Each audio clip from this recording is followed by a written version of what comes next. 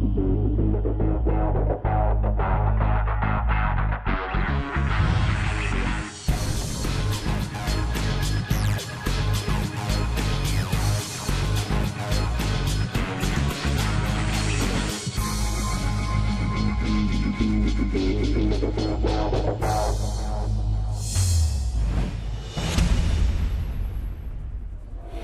afternoon. 900 seats are being taken here inside the Crucible Theatre, and I hope you've cleared the decks and are settling in for one of the great days in sport.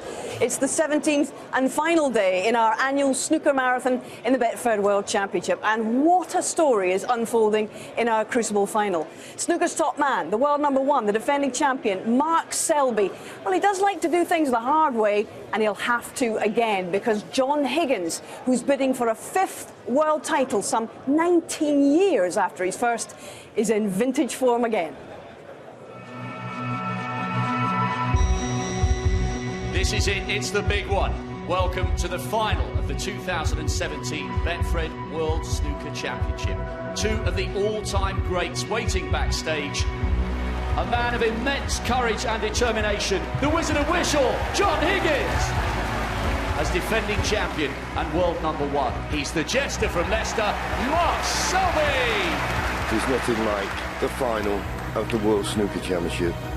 You don't give Mark Selby anything, and the defending champion goes ahead. Watch out, there's a wizard about. He goes too clear now. That is a huge frame for John Higgins to pinch there. He's won 6 of the 8 frames, leading by 6 frames to 2. Both players backstage looked a little bit nervy. Can the defending champion take this second session? He's keeping it tight, and it just gets worse for Mark Selby. He's now 6 frames behind. Oh, what a brilliant shot that is. The last 2 shots have been superb. Still 4 behind, but he's got a foothold in the match now. He won't be happy with that. The match was beginning to slip away from Mark Selby. He's still 3 frames behind, all to play for.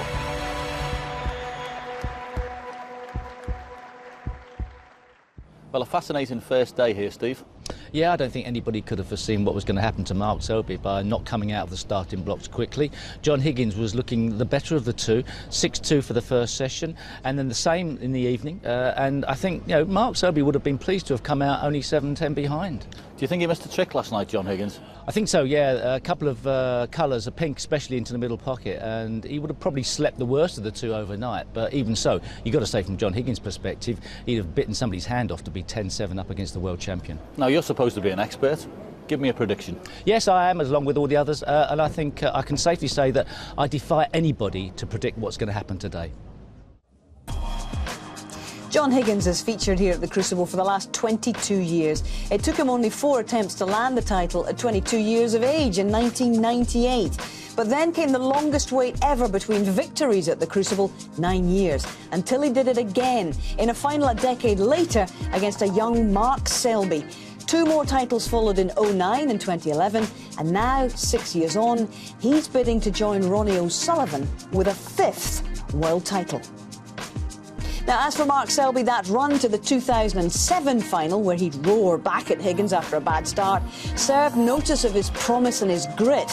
And 7 years later, in 2014, Selby rebounded in his final to overtake Ronnie O'Sullivan then, and this time to win.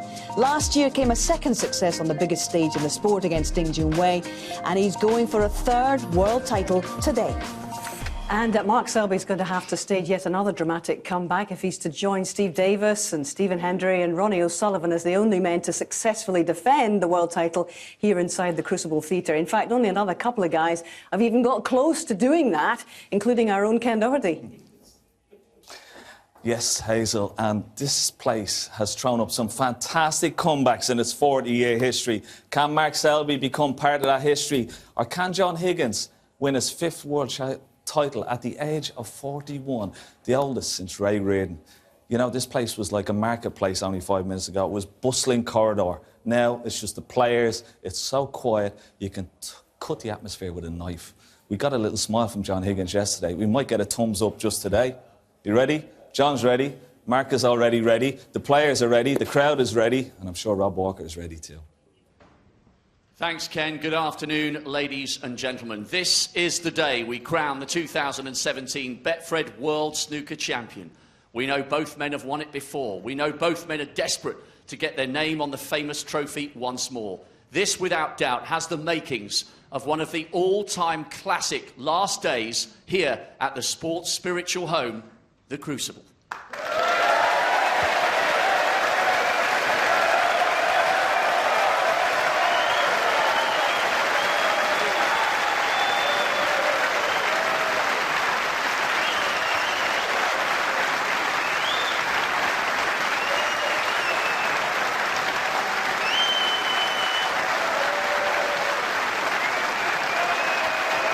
Please welcome a player who has been at the top of his sport for more than 2 decades. He is already regarded as one of the all-time greats. His form yesterday, the perfect reminder of why he's amassed 28 ranking titles in all, one of Scotland's finest sportsmen. Here comes the Wizard of Wishaw, John Higgins.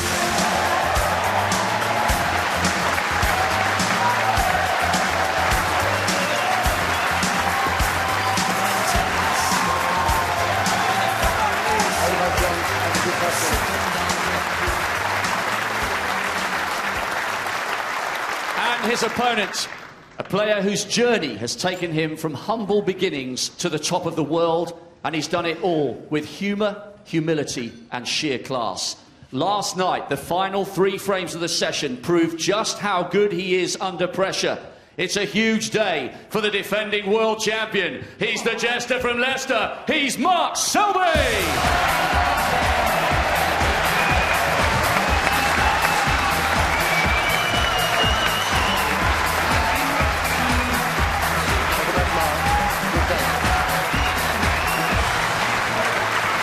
So settle in. This is the third act of this year's Crucible final in what's a best of 35 frames match. A possible 18 more frames remain today, with 8 to play this afternoon, and we're going to share the first part of it in the company of 2 men who know what it's like to win one of snooker's 3 majors. In fact, 3 between you, I believe. Dennis Taylor and John Virgo. Yes, thank you, Hazel. And of thank course, you, ladies and gentlemen. 18th frame, Mark Selby to break. This is now becoming to a real titanic struggle, you feel. The buzz around the hotel last night, everybody was saying who's favourite. A lot of people said Mark Selby was favourite. I found that hard to believe, Dennis, being 3 frames behind. The sponsors have said it's 8 to 11 John Higgins, even money Mark Selby, but these 4 frames could be the key.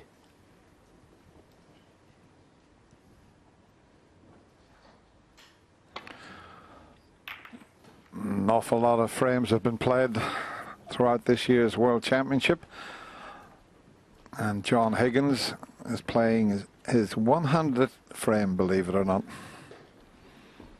41-year-old looking for that 5th world title. At one stage it looked as if we might not have an evening session the way John was going, but the defending champion came right back, as he did against Ronnie O'Sullivan in 2014. So it's very difficult to predict a winner. If John Higgins can keep sharing the little mini sessions, he'll be crowned champion. Easier said than done.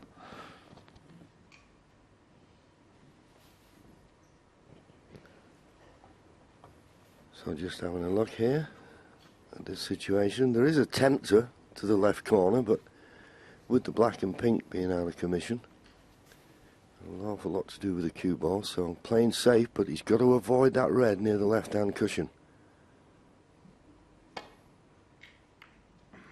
Caught it very thin. I'm not certainly played to hit it that thin and catching the yellow. It's not a good safety. But once again, that red on the left-hand side of the table, risky pot, and hard to see a reward for it.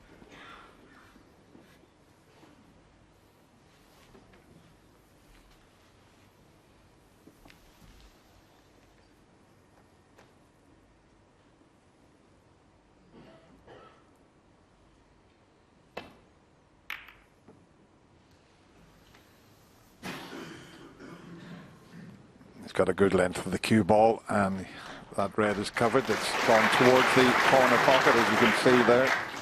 Some brilliant tactical play between these two players. It really was. And I mean, the high breaks, when they get a chance, John had that magnificent 141 and Mark 121, so they're even in the safety success department now. That's for the whole tournament. And for this match, well, they're so evenly matched. John just ahead in this match. Yes, and maybe that's why Mark Selby's 3 frames behind when you look at those stats. I always think in the potting and the safety, you've got to be 90% or above. So this is what Mark's looking at. The problem is he's got that red near the corner and he's frightened to leave that. So can he nestle up to it? Can he get in behind it? Trying to get back to balk and not leave the red.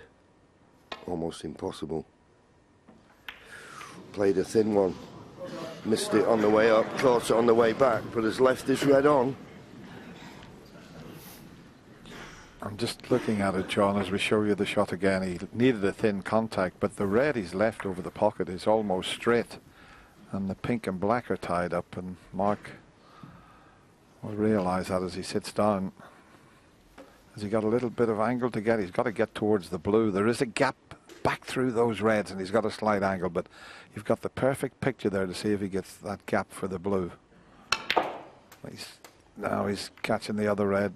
1. So it wasn't quite as bad as we first thought when Mark missed the red completely going up. It's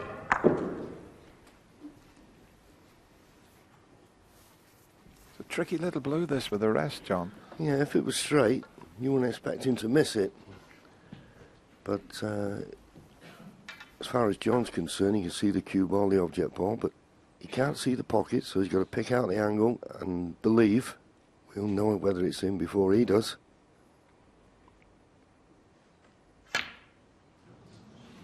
No. And it was made tough, as I say. If it was a straight John blue, Higgins, 1.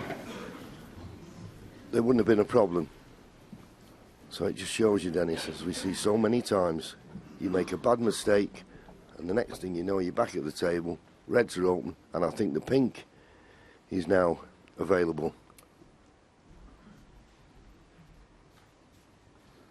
Well, that'll be key because the blue's gone safe. The black's out of commission, but you can clearly see the pink will just go there. So that's all he's got to work with at the moment. Green and brown, I suppose, if he gets the wrong side. In fact, he was the wrong side of the red, so 1. had to play for the green.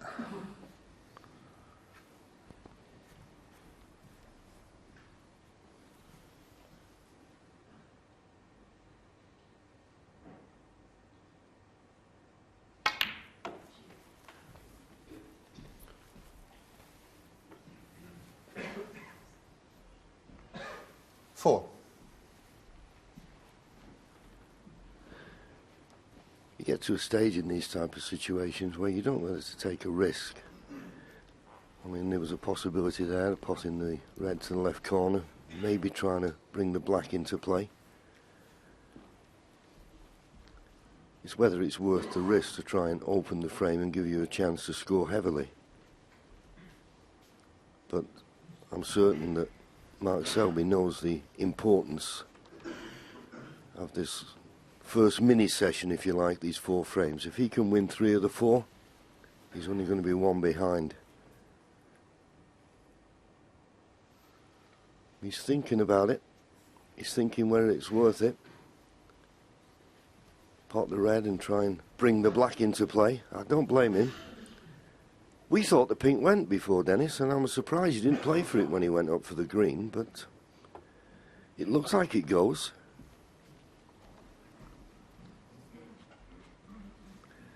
Well, he decided to go back up for a baulk colour. The reason I say that, the thin potting angle, he couldn't hold for the pink.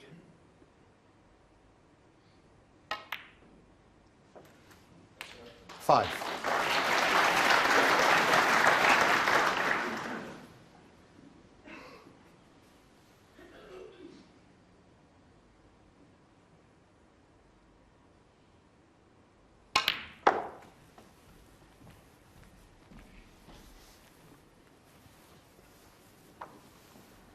Back in a similar position again, believe it or not.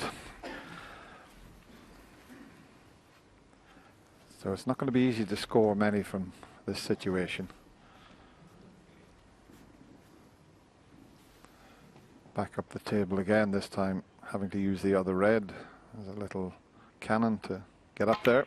Well, he could avoid the cannon, but 10. I'd like to take that one again. Having said that, he slipped past the blue. It looked like he was going to land on the blue there.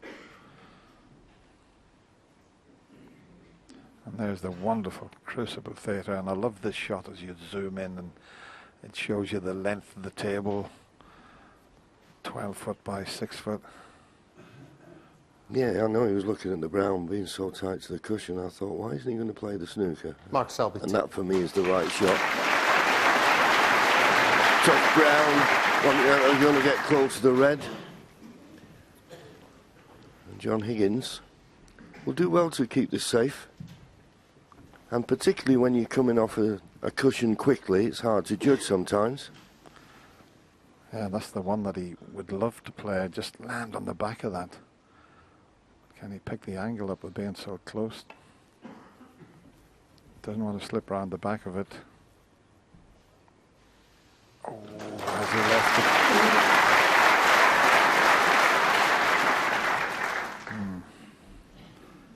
it? It won't cut back. It's far too thin.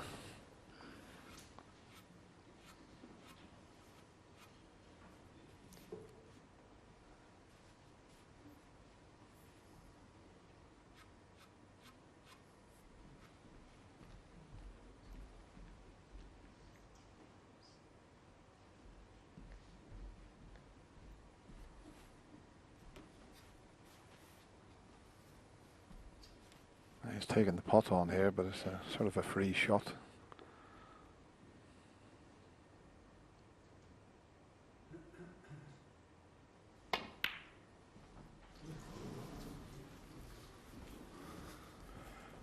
Tried to get on the yellow, but even that wasn't going to be easy had he potted the red.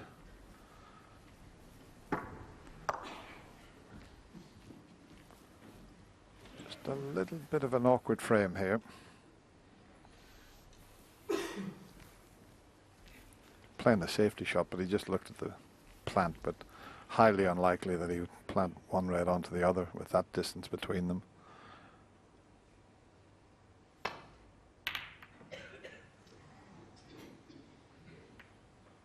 Yeah, but what he needed was a good cue ball, and he's not got that. A little bit pacey, that safety. And I think Mark will be able to get his hand on the table in the yellow, not interfere with the bridge hand. Second out from the left is the 1. 3/4 ball pot. He does bridge long sometimes. Can he get his hand on the table? No, he's bridging long. Look how far that cue's away from his bridge hand.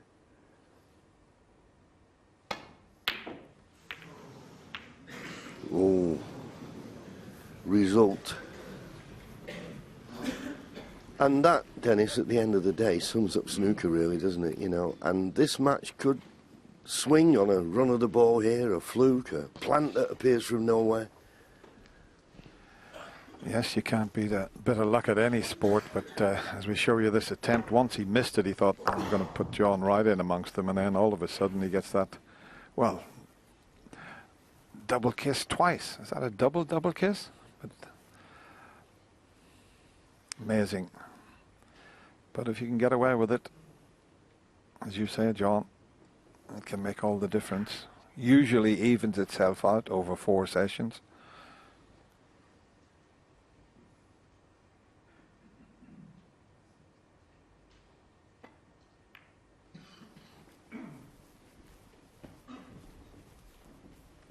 the one thing that John was desperate to do there, that red on the right-hand side of the table, cover it with the green. Otherwise, he'd have left an easy safety shot for Mark. And the fact that Mark's not looking at that red tells me that he has covered it.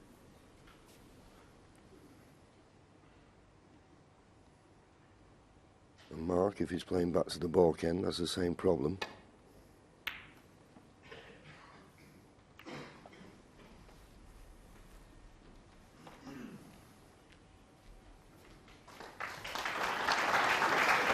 Little tap of the table. As I say, I mean, normally you'd be playing to get to the balk cushion, but if you did that, you'd have left the red, and there's no gap there.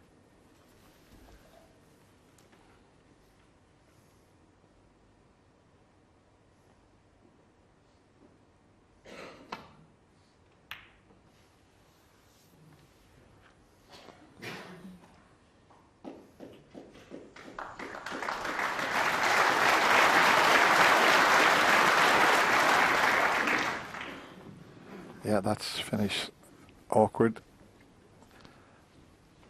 He can hit the red that's next to the blue, but not easy to send it up the table.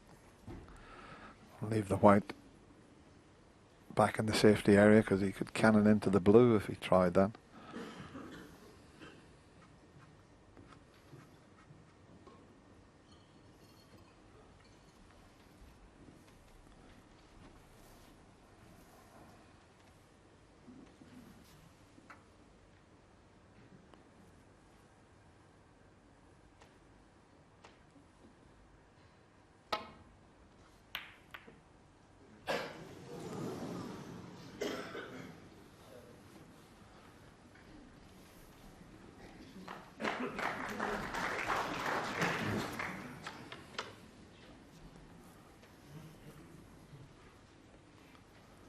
There's a few frames like this yesterday, which were also fascinating to see who was going to make the first mistake.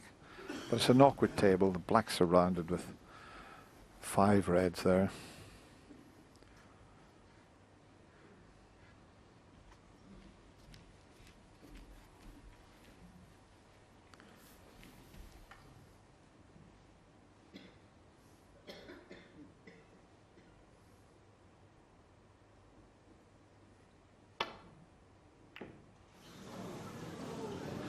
Well, that didn't look possible.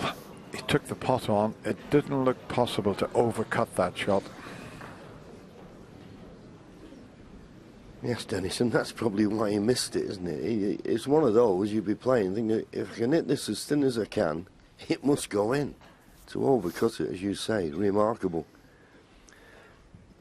Look, if Mark Selby, as we watch this overcut, if he can't get through it to it direct, he can play one onto the other here.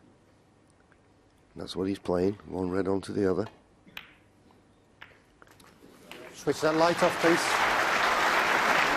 And, well, looks like he's on the black, and if he's on the black, this opens up the frame completely. What a bonus that is. It didn't look as if the black would go from the overhead shot.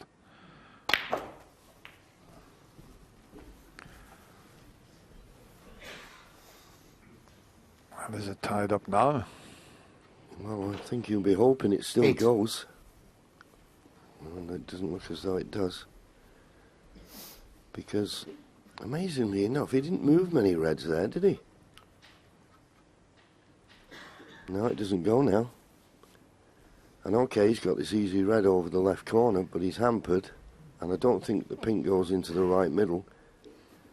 So take the easier red. Bit more to do with the cue ball, though.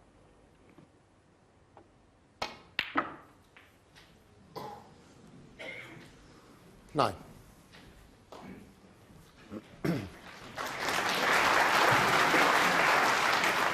Well, this table's playing beautifully because that didn't look as if it was going to get round the angles.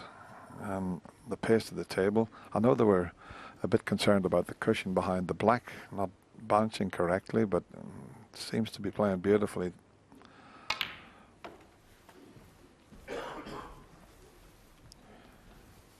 And gradually turning into a decent chance. 13. The pink's in the clear, a couple more loose reds. Like there's probably 4 potable reds.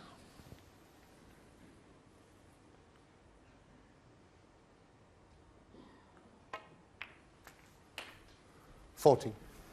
But he didn't hit that hard enough. That was a poor shot from Mark. He should have been straighter on the pink. Now he's got a bit of a problem.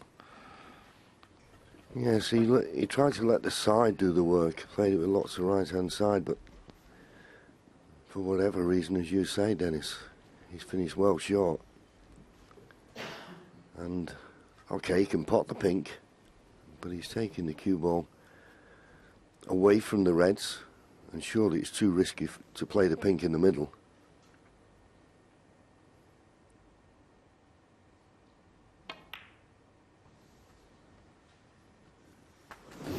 Just struggled its way in. But he was never going to be good on the next red. It's a good pot here to keep it going. Well, there, it looked as if the pink wasn't going in. It wobbled 3 times. Have a look. 1, 2, 3, and in. Any harder, it would have missed.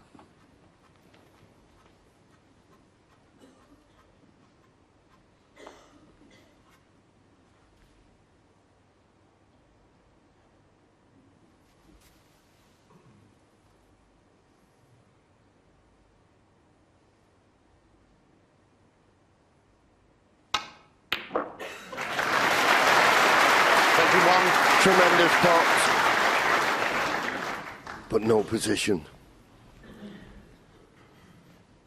When it's one of those, you really tough shot and you put all your concentration, which you have to, into the pot. Great hit. Look at that when you play it with pace. This super slow-mo never ceases to be amazing, because we never realise how much the balls bounce off the table, and particularly with these super fine cloths. Just have a look at this again. Yeah, of course, when we were playing, John, there was no such thing as slow motion cameras. Well, we had Terry Griffiths. Settle down, please.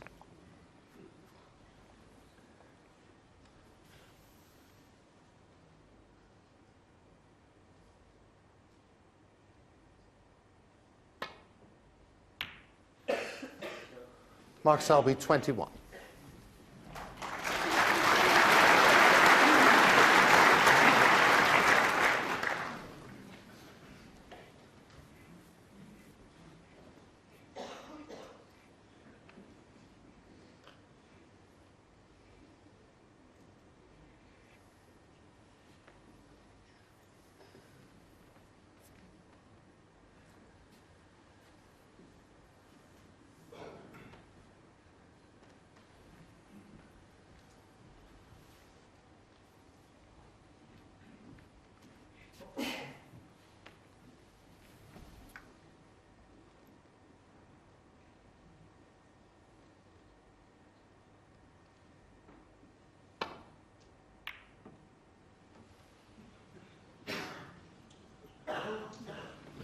Much too thin with a chance for Mark Selby. He's got a 30-point lead. So needs this time to get good position on the pink.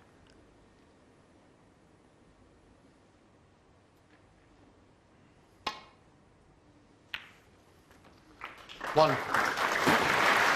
Doesn't want to be straight. There is a red.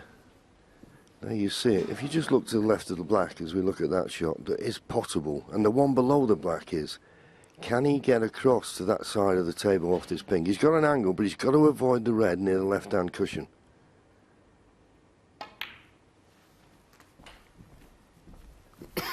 So he couldn't. So he's played for the red just below the black. But he's going to be awkward queuing here. Just needs another 17 points from this situation to get to the snooker's required stage. There you go, hampered. Striking down.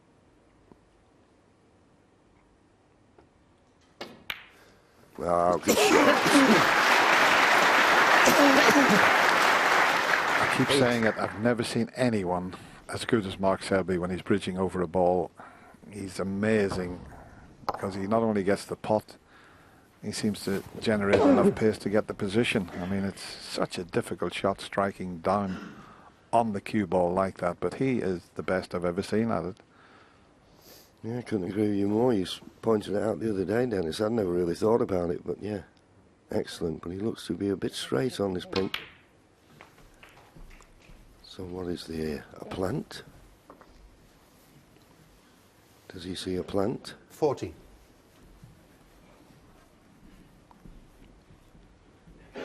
Well, does he think he can make this into a plant? I can only assume that, because otherwise, why would you play this shot? Well, I think he's playing safe.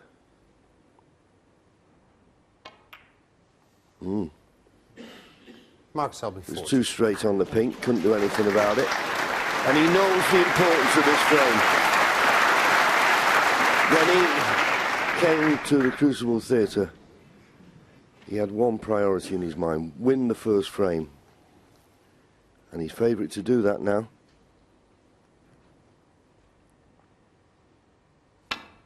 Foul. Ooh, he's hit the brown. And a miss. Mark Selby, 4. Well, good luck with replacing these. No, I don't think he'll be having them put back. Well, I hope he's not going to have them put back, and so is Jan Verhaas. Ready? He's having a glance at Mark, but thankfully he's playing it from here. That was the side he put on that. He just threw it into the brown.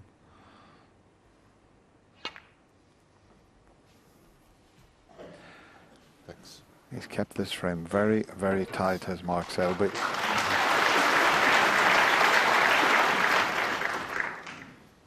John Higgins hasn't had a pot to look at.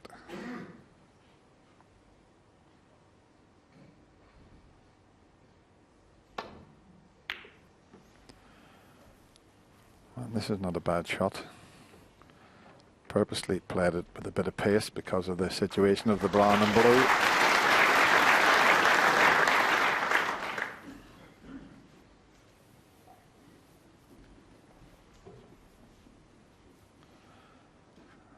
And he's favourite now to take 4 frames in a row. It really was a terrific display last evening to win the last 3.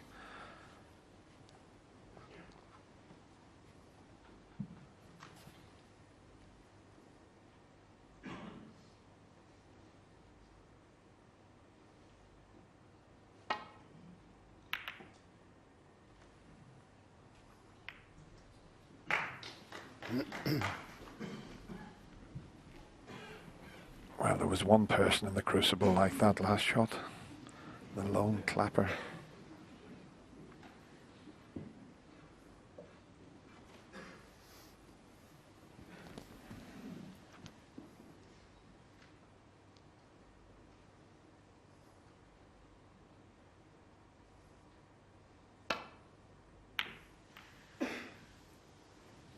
The red's running loose. He needs a good cue ball.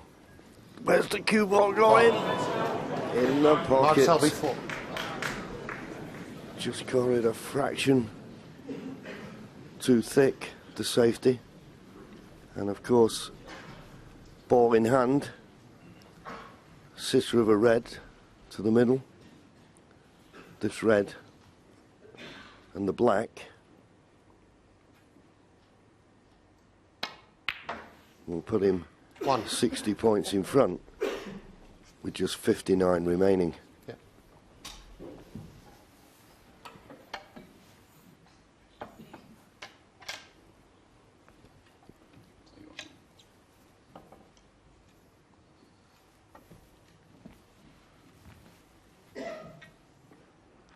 He's got to be careful there. He left the rest on the table, and Jan Verhaas was looking at him stretching over the blue. Because if you touch one of the balls with the cue or the rest, it's a foul shot. Yes, and when you finish your shot with the rest, You have to give it the referee. You have to take it off the table, but that's the ball that means John Higgins needs a snooker. And highly unlikely he'll get back to the table now. 8. Didn't really have much chance, and if there was any little run of the ball going in this frame, it certainly went the way of Mark Selby. 9. One particular long shot that he missed and got the double kiss, which left it safe.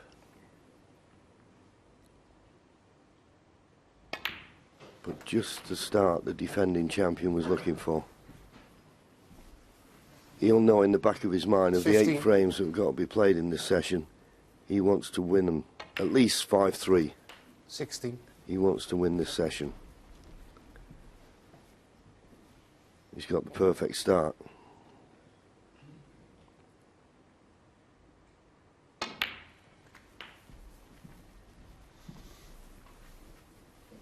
Sorry, Mark.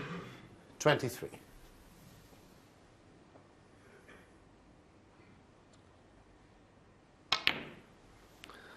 Not quite. 23. I don't think John Higgins will bother coming back to the table. He doesn't, he nods a concession, so just the start that Mark Selby was looking for. And he's now reduced his arrears to 2, but he trails 10-8.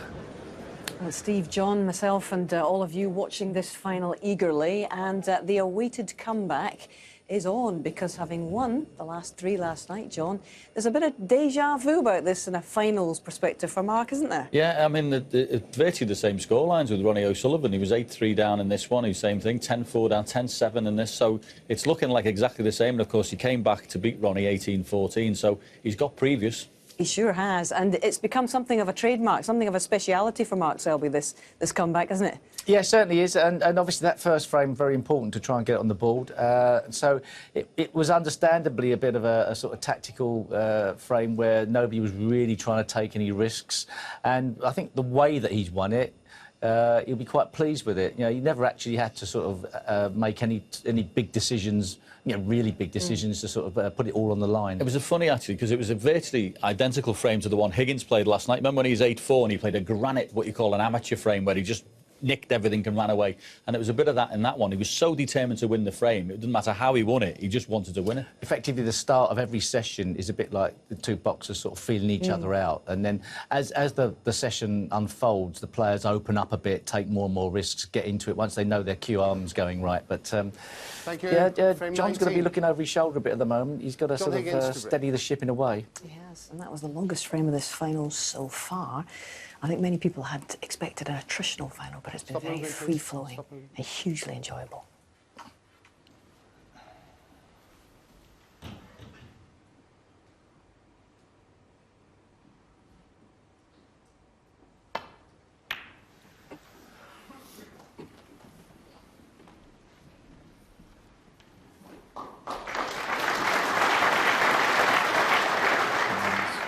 Not a bad break off. Just the one red come out there, and the pyramid's more or less intact. The other red come back in.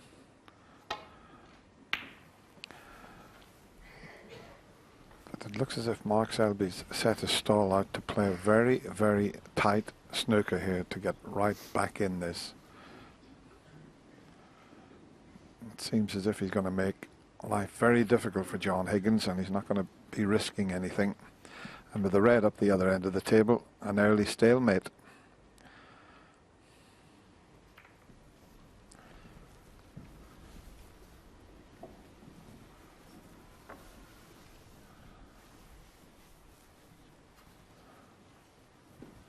Not touching any red, otherwise Jan de Haas, our referee, would have declared that.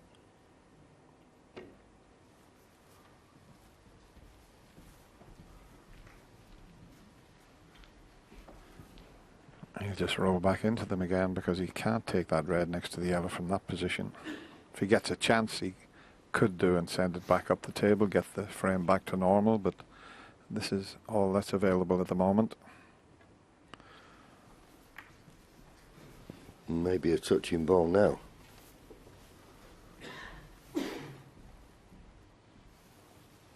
No? No.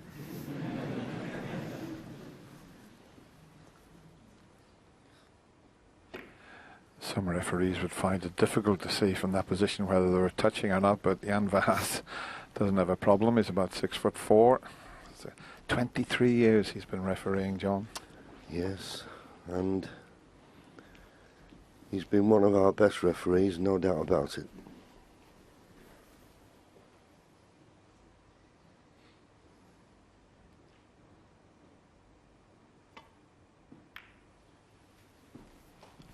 And that's going to get the frame back to normal. John wants that to run a little bit. I think he's a little bit short of pace. He wanted to cover the red near the yellow, because if Mark can get to the right hand side of the red as he looks, quite an easy return to balk. 6 hours of tough match snooker. I don't think he can hit that red without swerving it. And that's what he's going to do. He's got the butt of the cue up in the air to bend it around the green.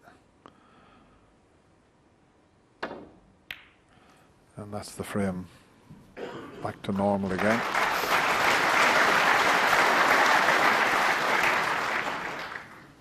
Now, John Higgins knocked a pot like this in yesterday, and he was bridging over the yellow. It was an incredible long red.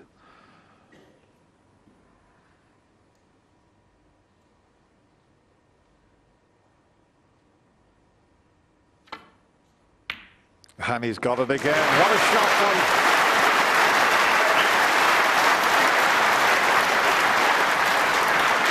White. What brilliant cueing to knock that in. And if he can keep his eye on the black and just hit the side of the pack, it'll be a chance. Why hit it that, Howard? John Higgins, 1. It was as if he wasn't ready to play the shot. You know.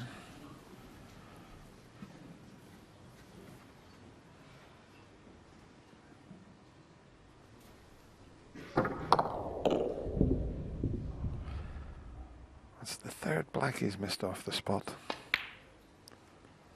1. Not going to be easy to score until he can get the reds open, but he's got an angle on the blue here.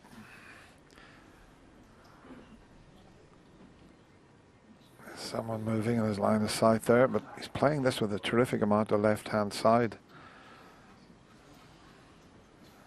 He's going to go between the yellow and brown off the side, bottom side cushion, and into the reds.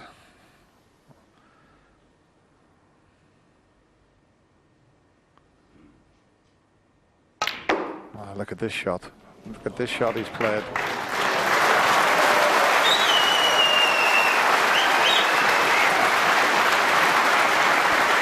Terrific, much better than that. The pace he generated into the cue ball, particularly as he was stunning in between the yellow and brown. Now you'd think, first chance he gets, get up the table, get the pink back down at this end. Don't know the black you can get on, but you'd like to have the pink back at this end. I want to keep going up for blue or balk colour. Just checking to see if he can get position on the black. He could play for the black and still be on the blue. Stunning round off 2 cushions.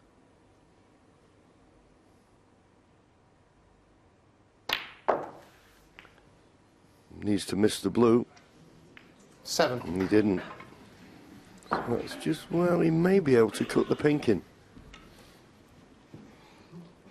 I'd rather be thinking of cutting the pink in than trying to find a path for the cue ball in potting the blue.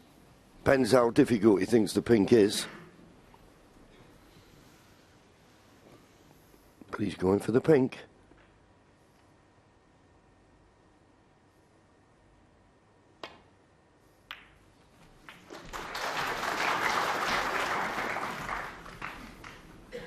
Well, he didn't quite hit that as thin as he intended because it went in off the jaw. That's why the white hasn't 13. come back up the table. Have a look at this.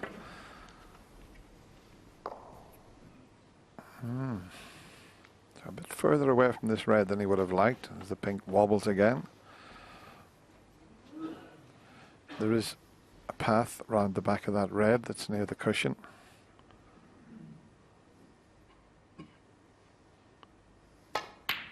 Oh, now then, what's he left? If he's got away with this, that's amazing. He's had, in the first 2 frames, he's had all the run of the ball. I mean, very, very fortunate there. And John smiling to himself, but what a difference that makes when you make a mistake like this and leave absolutely nothing.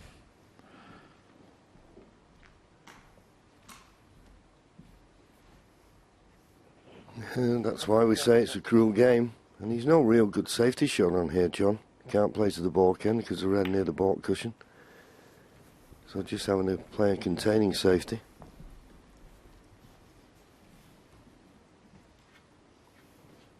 But as you say, Dennis, in these longer matches, there's time for it to turn around.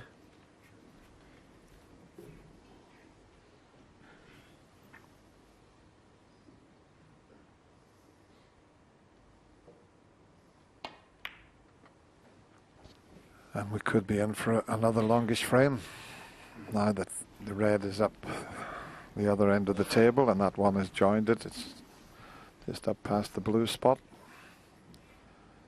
So another very awkward looking frame.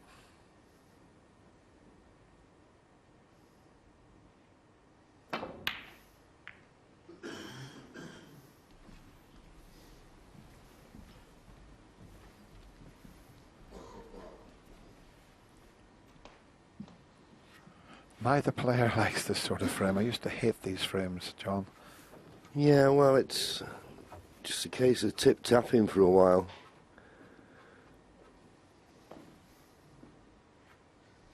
But the one thing that John Higgins did there when he played that red, he did bring the black into play.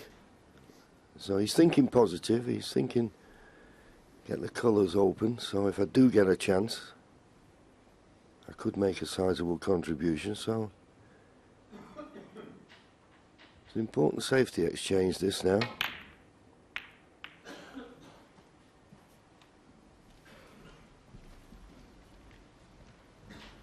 Still nothing for John Higgins to go at, so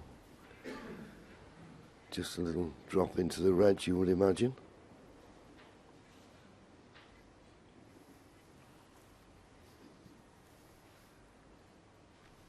Well, digging in. This is dangerous, this. Gotta find this top cushion.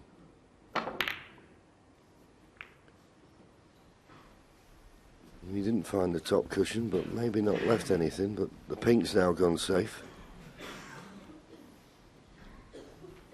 And the fact he didn't find the top cushion, you'd expect Mark Selby to play a better safety shot than that.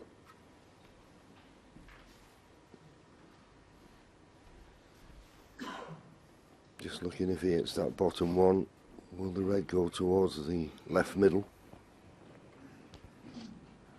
There's already 7 reds up the other end of the table. There might be a few more before we resolve this situation.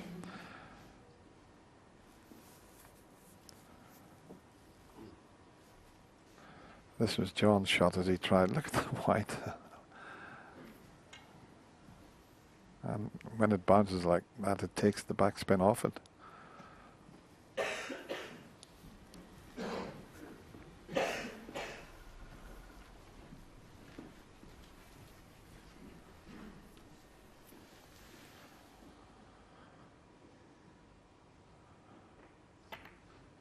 This was the last thing that John Higgins wanted, 2 frames like this. He had a 3-frame advantage. He hasn't had a shot at a ball, really. He hasn't been in amongst them at all. Any time Mark's missed, he's left John safe.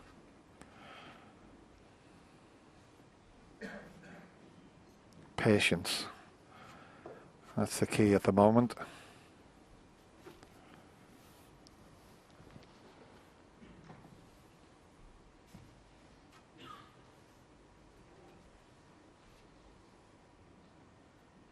Well, he's trying to get this cue ball back to the top cushion. It's not easy.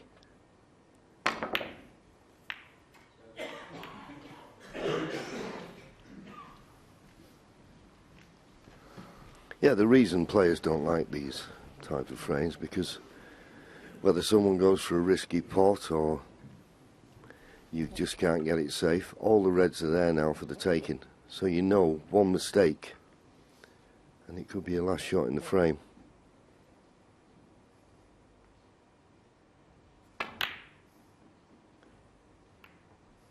It's flicked it. Is it going over the middle? Is it coming over the middle pocket? Just stop short.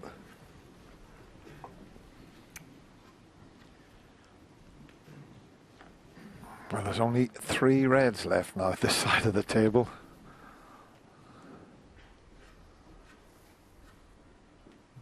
Well, what an unusual frame.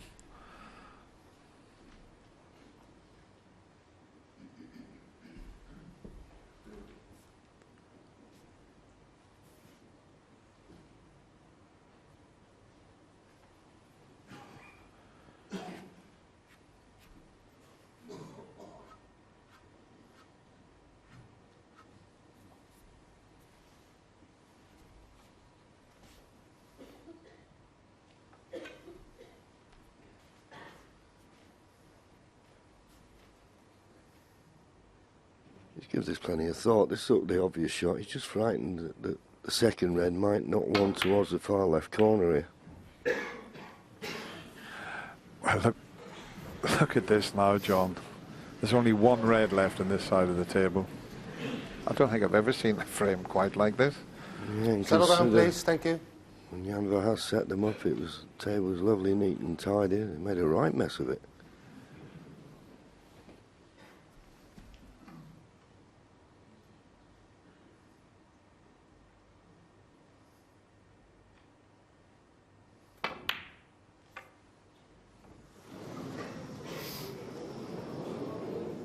Now they're, oh, he's left it. Can you believe that? To wobble and go across. Because I was starting to think, where was the safety going to be? There's nothing up this end to play behind, but that red to go over the other corner pocket. Just the run of the ball still certainly not favouring John.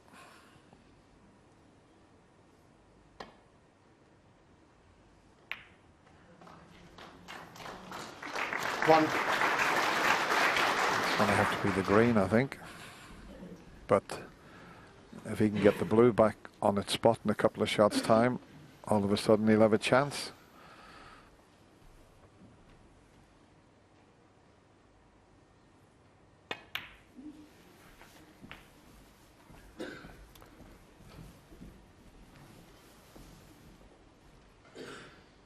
Four.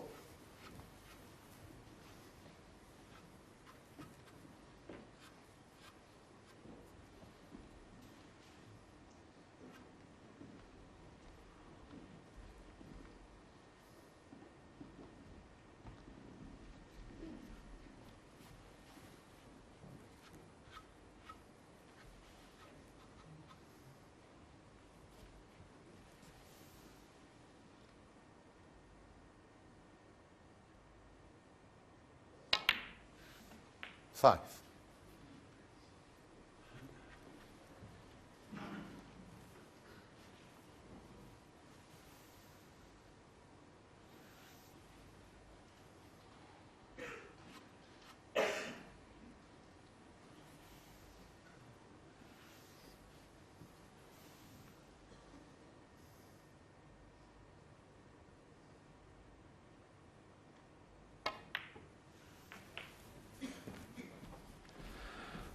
Yeah, he was very unlucky there, John Higgins.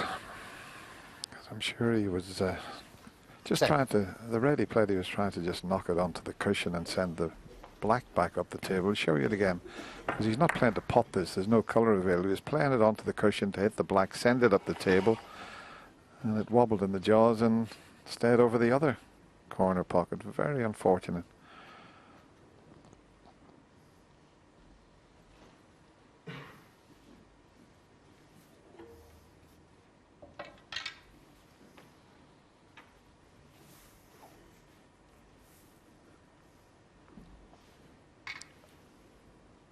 There's only the 3 colours that you can play for at the moment, Mark. You won't be risking playing for 11. pink or the black or even the brown. The red he'd like to get rid of sooner rather than later is the one that's immediately to the right of the blue at the moment. That's stopping the blue going into both middle pockets. So he's just playing an area here. But if he could get on that red, it'd be a bonus. But there's other reds to play for, obviously. If you could get on this red... Ooh, it looks pretty 16. good. As I say, he's played for a choice of maybe 3 reds, but this would be the red, the one to the right, the blue he'd love to be on. And the only reason that's deterring him from it, he's hampered. So he'll play for the green and yellow now.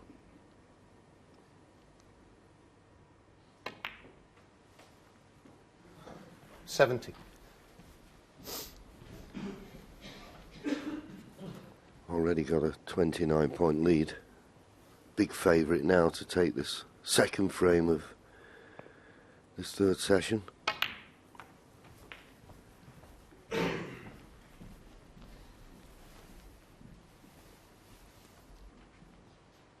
$20.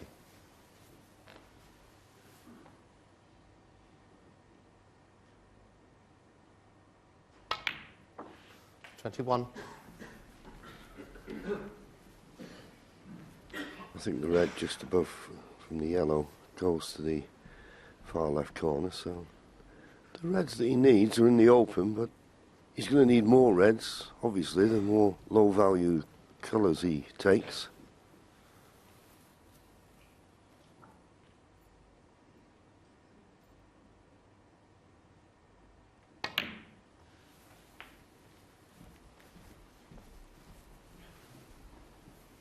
Yeah, he's going to have to pot an awful lot of balls for not many points, but as long as he keeps potting them, he'll get to the winning line in this frame.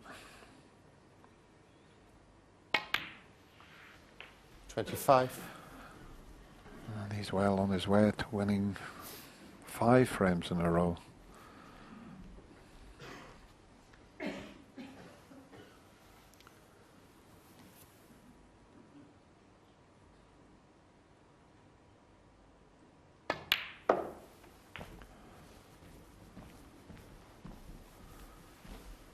Where's he finished here? 40 ahead, so still needs a few 28. more. I think he can just stun in between the 2 reds and back out for a choice of yellow or green here.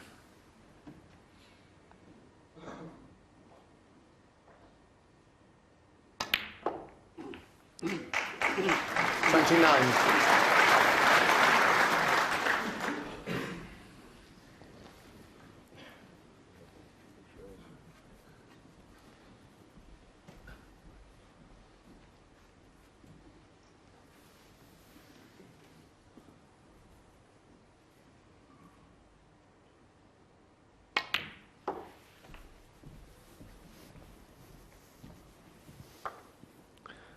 Now, there's the sidebar. Now, according to that, he needs another 31. 9 points to get to snooker's required. So that, with yellow and green, which seems to be what he's playing for, that's another 3 reds required. 32. Not quite a formality just yet.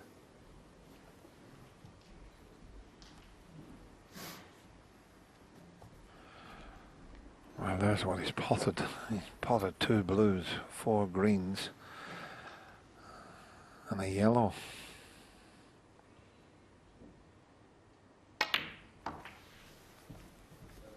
Make that 2 yellows.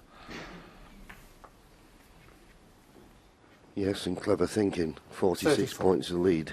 Red and a blue will put him 52 points in front with just 51 remaining.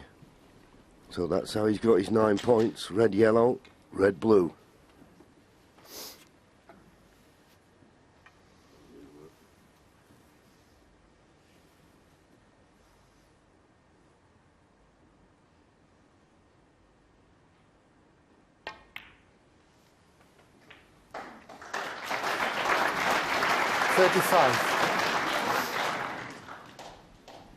Doesn't really matter, being the wrong side of the blue.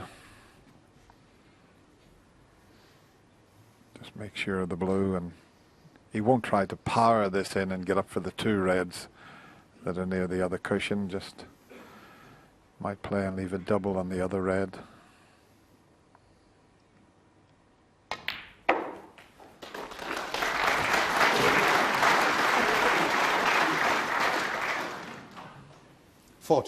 But he's kept his concentration. He didn't rush this break because it's such an unusual situation to be in with all the reds up the other end of the table, and it's not a straightforward sort of break, so you've got to plan your way around it.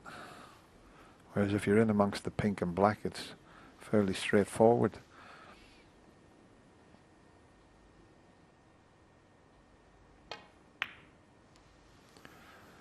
Mark Selby, 40.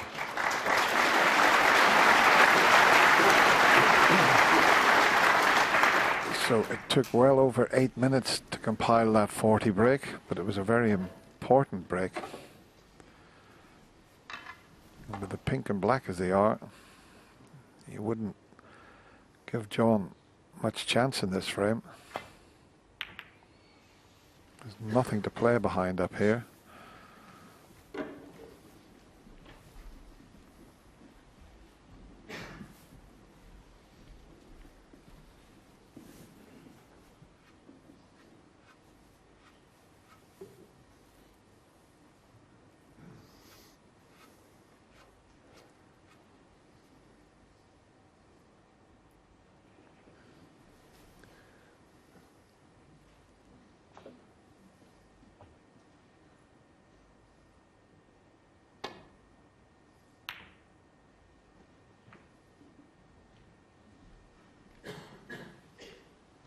Well, it's that red. What do you think about the red just behind the yellow? But I don't think John can get through to it.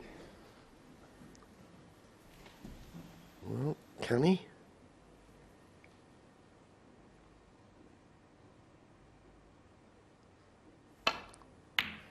Good shot. But to keep it at one snooker required, he needs to be on the black, so he's going to have to play the double. Yeah, no other shot available to him. He was a bit unlucky to cannon that.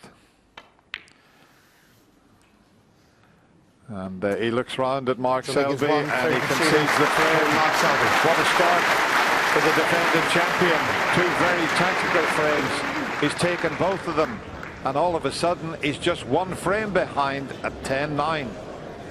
John Higgins won 5 in a row earlier in this final, and that's 5 in a row for Mark Selby. And really, he was gifted the chance by John Higgins, who's had an excellent red to begin with, but this black off the spot. And as Dennis said, it's the 3rd time in the final. It never looks good when you miss them. It looks like you've bashed at it. If it goes in the middle and you split the reds open, it's like, you know, it's the hero shot. But John Higgins at the moment is reeling a bit. 10-4, it's tough to get that lead out of your brain, and all of a sudden you're really being reeled back in. And we know full well that frames can be won on the bounce by any player, and bigger frames and bigger leads have been lost here in the final. And I know what that feels like, to have somebody breathing up behind your on your shoulder. Somewhere down the line, John will sort of steady the ship. But it's usually when all of a sudden parity sort of sets in, and then you sort of can start to compete again. So it's been tough for John Higgins, and you can see he's not happy. He's been sort of looking up at the commentary box and a few things. The light apparently he thinks is a bit bright. It's probably no different to yesterday, but it's just how he's sensing it. Do you feel, John, that yesterday was such a golden opportunity with Selby so far off his game yesterday? It was quite extraordinary to witness, actually, that perhaps he's kicking himself. He didn't take further advantage last night. He would have been like that. I mean, Stephen mentioned when we were talking in the studio, he said about an hour and a half or 2 hours, and I agree with him. You know, when he first got initially, he'd have been steaming, really, that he was only 10-7. But you look back and someone said, would you like a 10-7 lead? Yeah. You'd have said yes. But it's still there. It's still in the back of your mind. It's just the way of how you approach it. But at the moment, Mark Selby's just played 2 rock-hard frames, 2 real good, hard match-play frames. And slowly but surely, he's clawing his way back, as he always does. Yes. As we speak, if you were being ultra-critical, you could say John Higgins currently has folded a bit. If he, in the after-match interview, if he loses this match, he will say, I blew it. But that's at the highest possible level against one of the greatest players who's ever played the game. So it's It's not that embarrassing, so to speak. There's still a long way to go.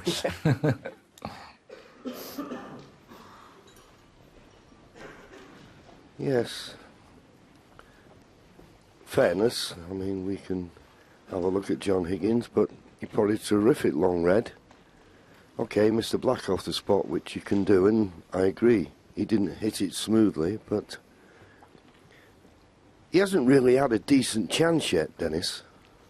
And he's had a bad run on the ball, it has to be said. Mark Selby's got away with it a few times when he made a mistake. He sort of had a series of little cannons and left everything safe. So John hasn't really been in amongst the balls yet. So let's see if he can get going.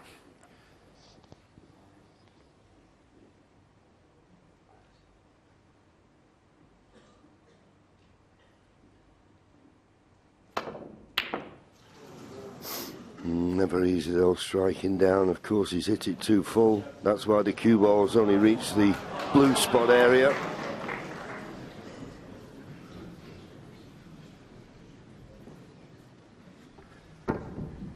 Yeah, much too thick. And the red he missed is the one that Mark can pot, but I'm not sure if he can get round the back of the black to take it into the right corner, because it's not available into the left corner at the moment.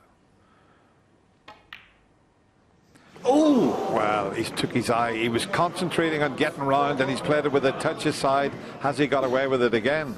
If he's got away with this again, he's had another result, but he was concentrating so much in getting around the back of the black there.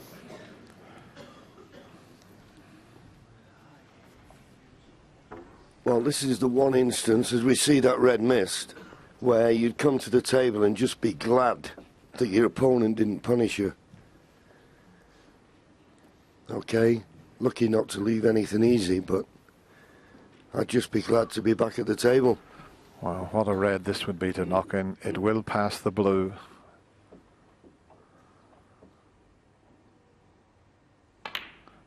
And it's there.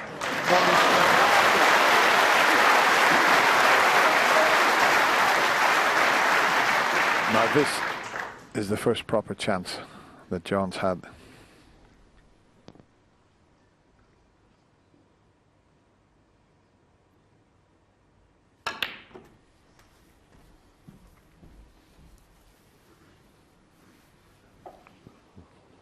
Eight. He'll be kicking himself. He's missed a sitter.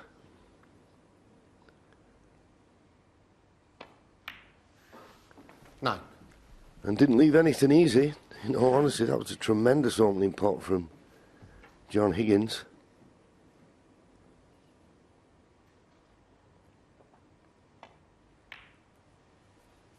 And John will recognise the importance of this visit now, to punish your opponent when they miss 14. when they're in. He's got to sit there now and suffer.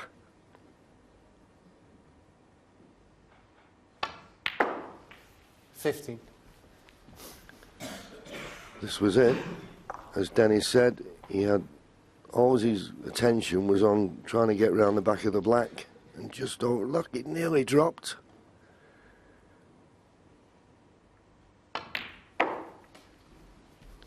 Was it this too hard? Okay, he's still got the pot on, but he's not perfect position by any means.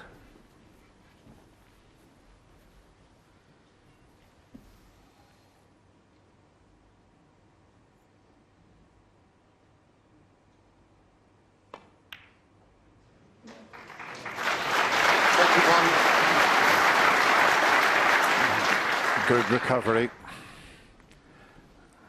Now he'd love to get on the red that's next to the black. He's having a look at the yellow, and he's quite an attacking player, John. He might even decide to go straight into the pink and reds. Just depends how he feels. It looks as if he's playing for the split here.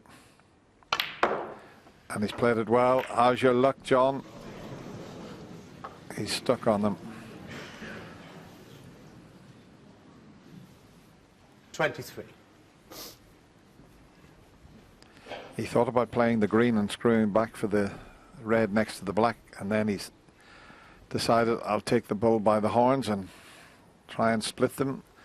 This is an awkward little angle, this. Yeah, well played. 24.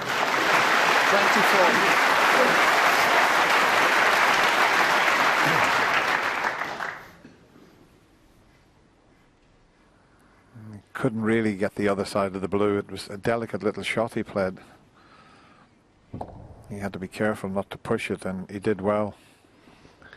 Yeah, the blues taking him away from the reds. The pink, that would offer a certain position, but the pink is missable. The blue, you would think, isn't. Hence the blue, but more work to do with the cue ball.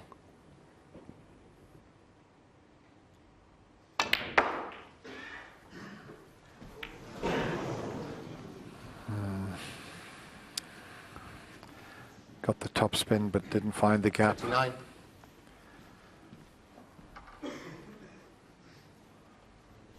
Yeah, plenty of top spin on it, but needed to get between the brown and yellow there.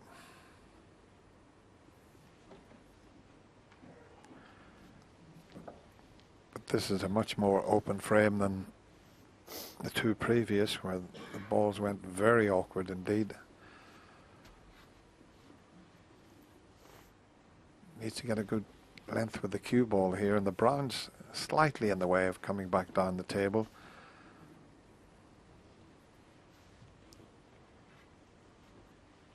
That's why he's taking this one the right side of the table. Safety shot he's playing. I'm amazed he's playing this, hampered by the yellow. This could go over the opposite corner pocket here. Well, I'll tell you what. 29. What a good shot that was. Hampered over the yellow. I can't think of many players that would have chosen that as the safety. Well played.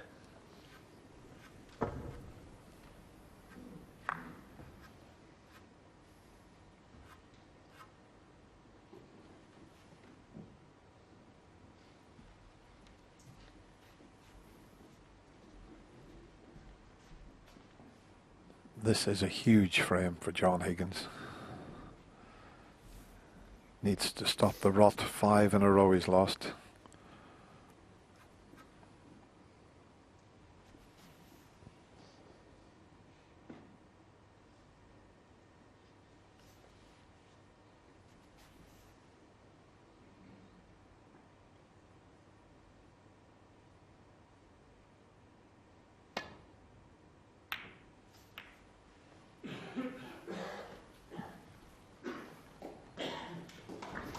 Oh, what a shot he's played there. And John Higgins just tapping the table there. I mean, there's no brown there, so there's only the yellow and green to try and get in behind.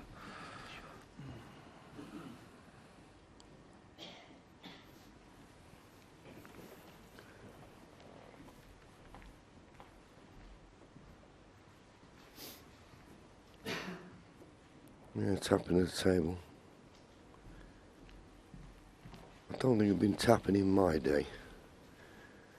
I always believe that players, when they play those safeties, are trying to get near the baulk cushion, not creep behind the yellow as Mark did. Two cushion escape with pace. Oh, just missed it. Foul. Miss. Mark Selby. Very close. Sure, Mark will have it replaced. All depends where the brown was, really. Well, he went in off the brown, so he'll have a pretty good idea. Mind, they've got the monitor there. Oh, touched it. Yep, it's on it. Yep. Brendan Yep. Moore, Yep. one of the top referees. He's on To me again. marking duties. To me. To me again. Keep coming to me. Keep coming. He's like a car park attendant. Stop. I can't see the screen. I can't move your hand, Jan. Yeah, move your hand. A touch to you. Yeah. Yeah. Yeah. John. Mark. Thank you. That's near enough. Yeah. That's spot on. Now this is so tough to judge. If he hits at a half ball, he might come down, hit the red and the pink. But if he hits the red thin, it'll be a great shot. Oh, he's done the same thing again now. Even John smiles. Mark Selby 4. Yeah, he had it put back, so car park attendant again.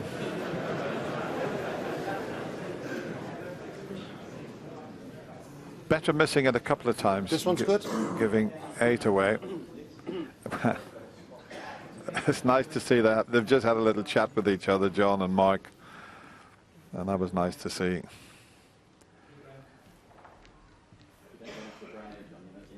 Yeah. Okay, John. Yeah. Yeah, Mark. Thank you. Smiles all around, but now back to the serious stuff. Can he just catch that red? Yeah, and as you said, he doesn't want to catch it half ball because he could kiss the pink. So third time lucky, is it? Oh, hello. Well. Selby 4. Again, please.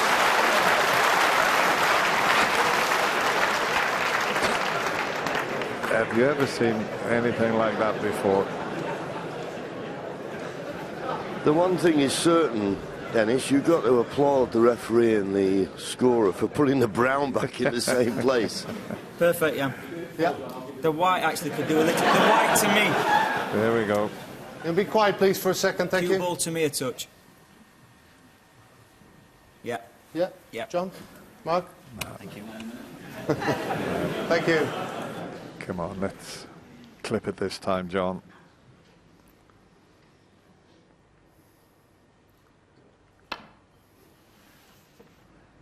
Brilliant! Brilliant! Now that deserves a tap on the table.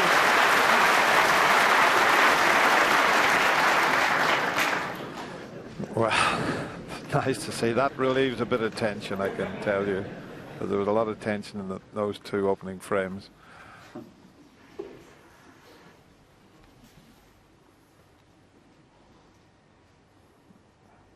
He enjoyed that.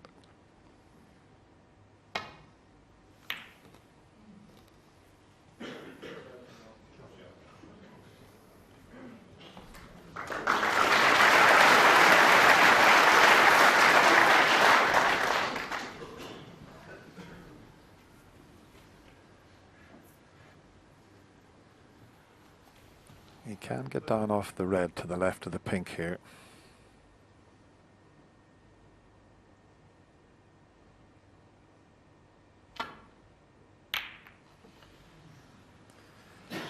He needed a bit more pace than that.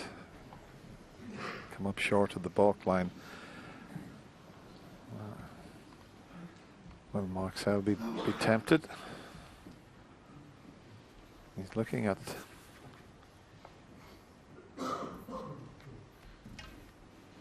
Yeah, he can get on the black here if he hits this correct. In fact, he might be able to cut the other one in, John, behind it. Play it as a shot to nothing.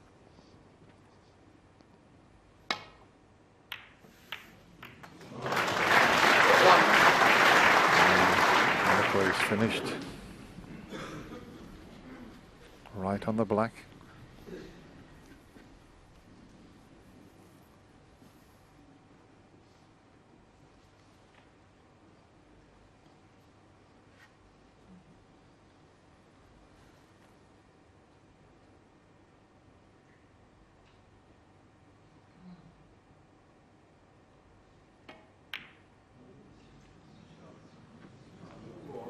Oh, that's curled.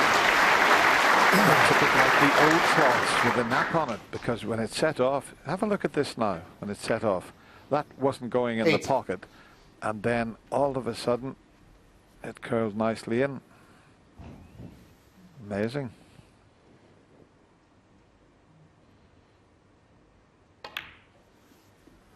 No.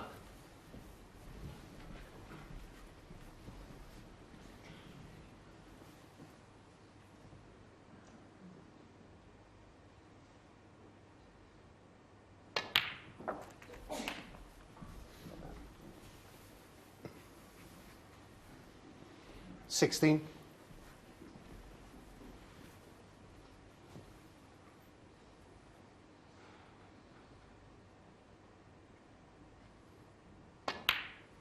points now, all square. Black to come.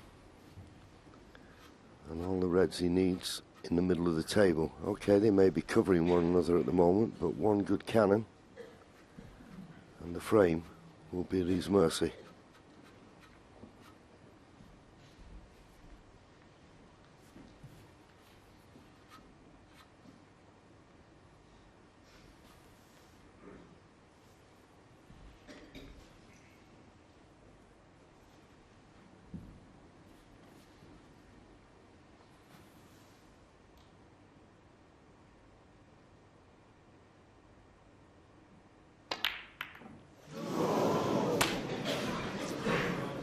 Mark Selby, 17. Well, amazing. How many times have we seen that where they take their eye off the pot? He was concentrating so much on the cannon. Now, Mark's now missed 3 blacks off the spot. And that's the chance that John Higgins has been waiting for. Yes, and it seems at the moment that that's where the chances are coming from. Unexpected misses from either player. You always look in matches at pivotal moments. This could be one. Never saw that coming. He wasn't hitting the black too hard.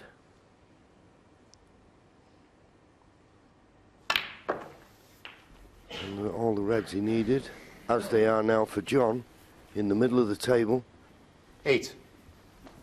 What happened here?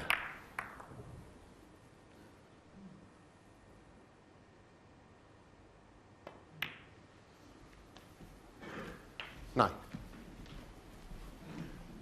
And I always think when you get these chances, Dennis, you know, when you've been sat in your chair thinking, well, I've lost the frame, you come to the table with a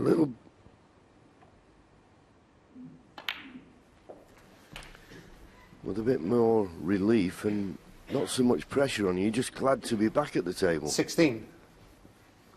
And there you go. Just needs another 25 points to get to the snooker's required stage, so that equates to 4 more reds.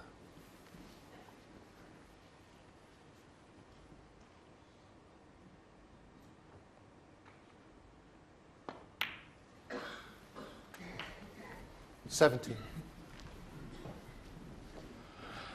Well, it's not a straightforward run to the winning post in this frame.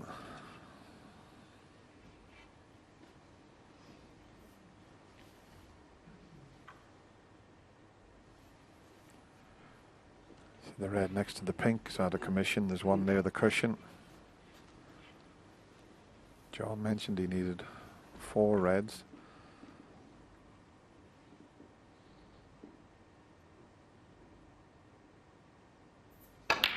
I like this shot.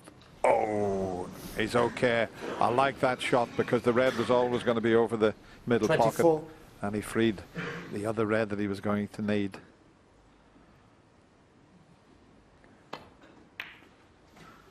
Oh, this is 25. not where I wanted the cue ball. Okay, he's got the brown there, but that was strange. That was just a bit of adrenaline, I think. Yep, absolutely. I mean, this was a terrific shot because he had the red over the middle pocket. Now, can he judge this a bit better than the previous one?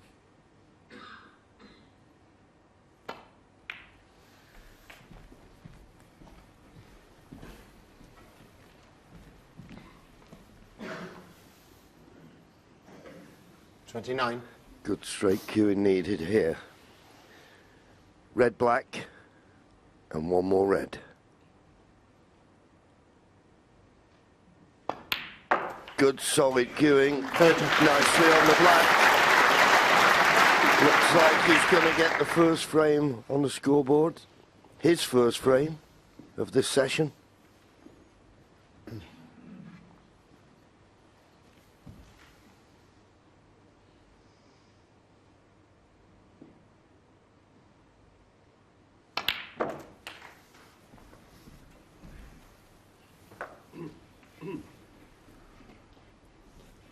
37. Just the red needed.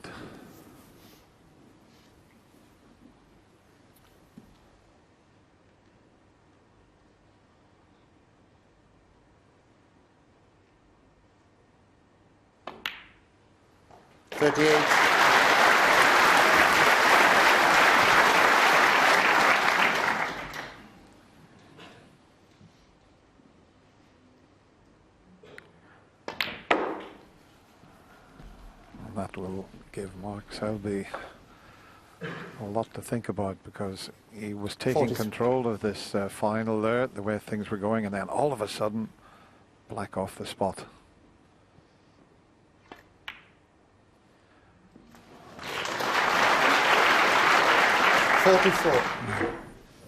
John Higgins and all his fans will be feeling much better now. His brother Jason's here as well, as his wife Denise. His mum Josephine was down as well, 51. so they'll be very relieved. It's worse for the family watching 56. than it is out there playing. And there's Denise. And she'll be delighted. She's always got that lovely smile. 56.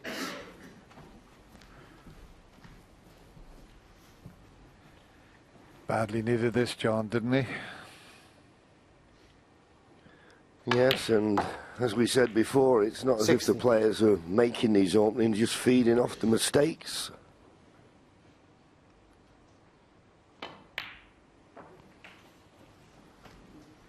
$65.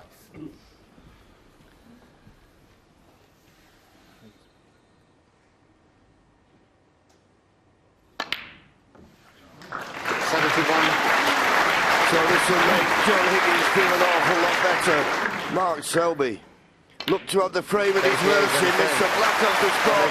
John Higgins will be mighty relieved. It might settle him down now. He's 2 frames ahead again. It's now 11-9. One more to play before the mid-session interval. Yeah, the first frame he's won since 22-10 last night. And psychologically, how important just to keep Mark Selby from drawing level with him. He's still got him at arm's length, but absolutely littered with mistakes. I mean, there's 2 misses in that frame there for Mark Selby. The first one on the red in the middle pocket, you can't believe he's missed this. I mean, he's got a little trace aside on it, but that's never a red he's going to miss. And then, of course, he's come on the black here.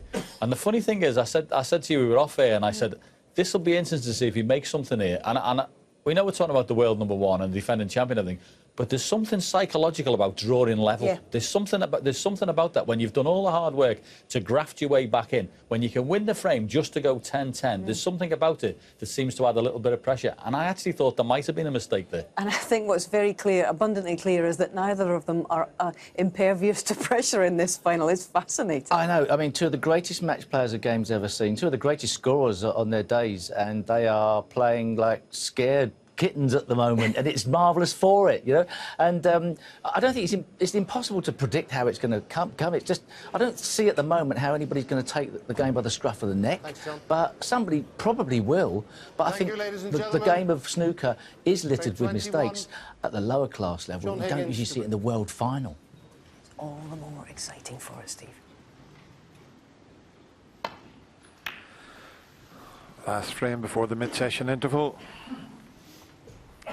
Can John Higgins take it and share this little mini session, 2 frames all, and keep that 3-frame advantage he had at the start of this session?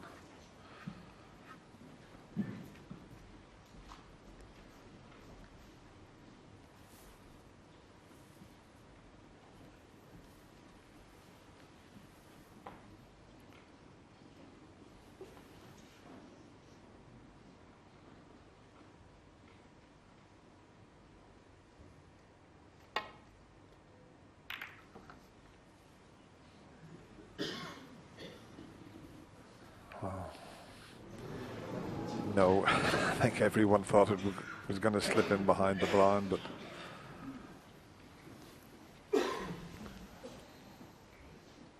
yeah, John can get through to the side of the reds.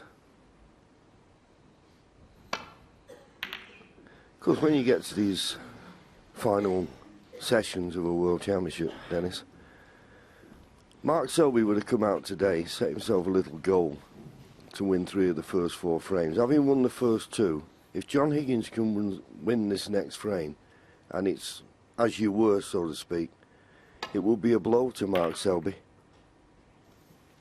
And particularly when he looks back and sees the black off the spot in the last frame when he looks over at his mercy. So there's a lot of pressure on Mark here. If he comes out of this little mini session of 4 frames, 2 apiece, he will not be happy. And neither should he be. He's had the run of the ball, he's had the opportunities, and not taken them.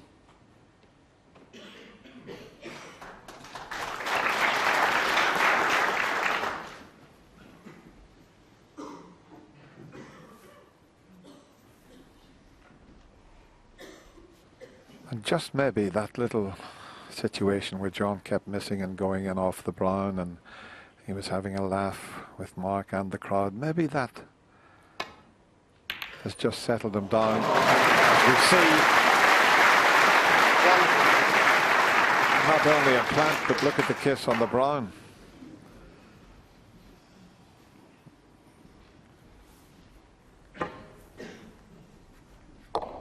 Well, that's, you can't pick that shot out.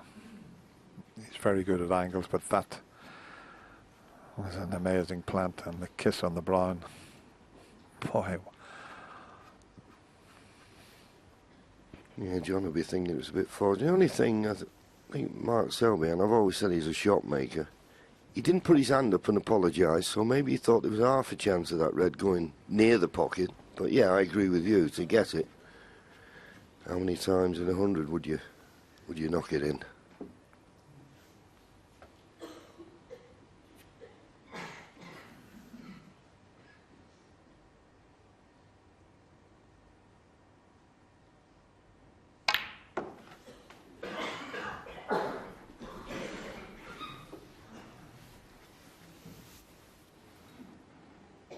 Five.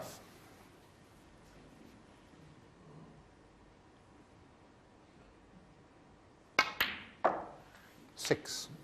Well, the black's tied up with the 2 reds there, the pink's tied up. Mark will go straight into the pink, you would feel, and scatter them and develop not only reds and the pink, but could also even clear one of the reds away from the black. Now, how does he feel? How hard will he hit it?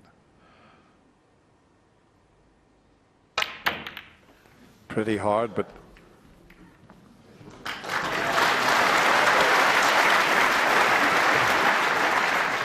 it did free the black, but look 11. where it's put it.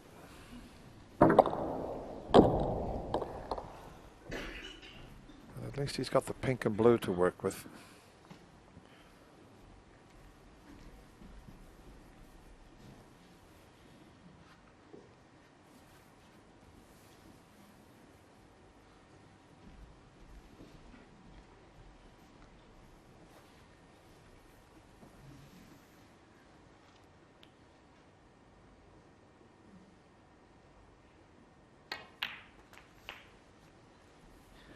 Now this will be interesting when the pink is back on its spot.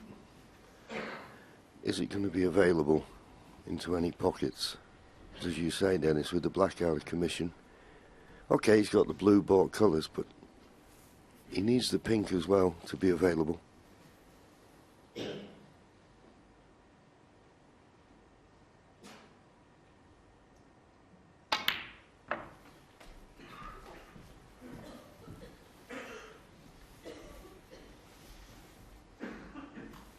Just going round 18. to see if it goes into the right corner. Looks as though it will.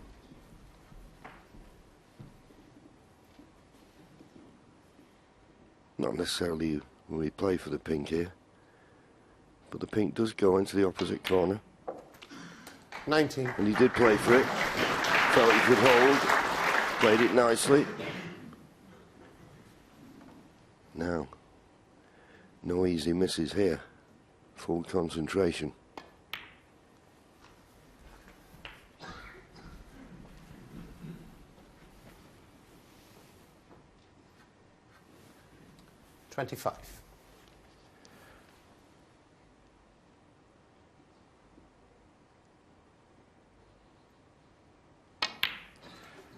26. They're all covering each other now, those reds, so he needs a bit of an angle on the pink to try and come back off the cushion and disturb some. Playing it with topspin and right hand side. Yeah, he's a little bit annoyed with where he left the cue ball. It makes it very difficult to bring the reds into play, but I mean, he's got the cue power to do it. Yeah, the only downside of this, I think, to get into the reds, he's going to have to play it with right hand side. And with a lot of pace, he's going to have to judge the throw of the side. Makes the pink missable. Well, that tells me he's not even going to attempt that. He's going to pot the pink and looking at another very difficult plant. He'll be playing the safety shot also, but I mean, that first plant was quite incredible if he played it. This is a bit easier, but even that's difficult.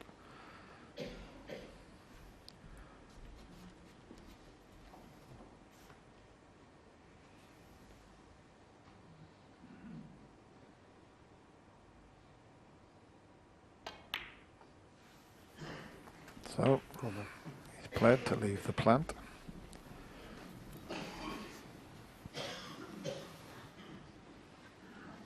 Well, yeah, but 32. Well, I'll be amazed if he plays it. It's too risky, surely. Because there's no way he can guarantee it being safe. I mean, if the cue ball was going back to the balk playing the plant, I'd say, OK, have a go. But I know, as I said earlier, he's a shot maker. I can't believe that this is the right shot.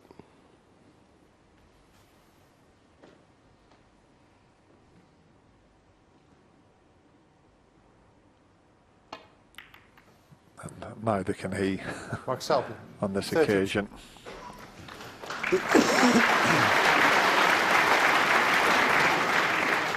Yeah, the first plant they went in, he was playing it as a shot to nothing, but as you mentioned, John, he could play that 100 times, the opening plant, and he'd be lucky to get it 5 or 6 times.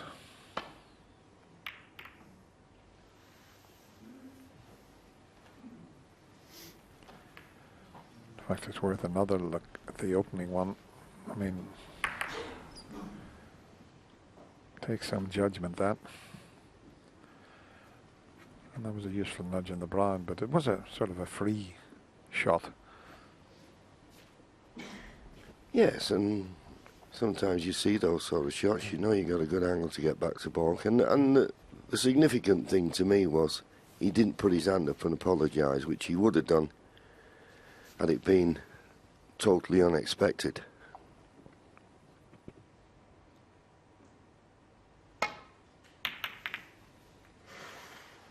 Well,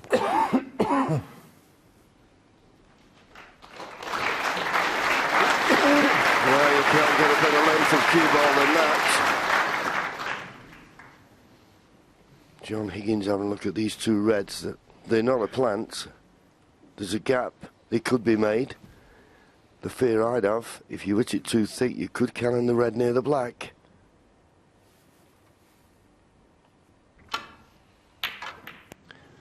He did cannon the red near the black. Now where's the red going to go?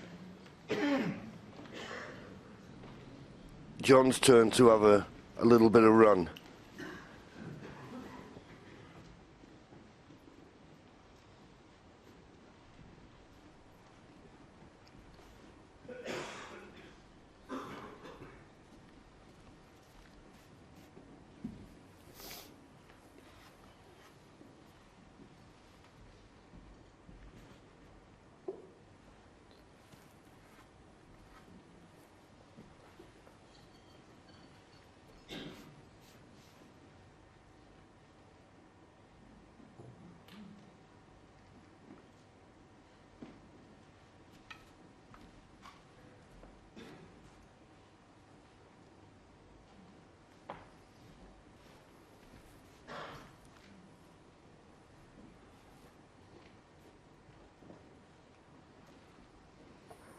Just coming up to the minute mark for thinking time here.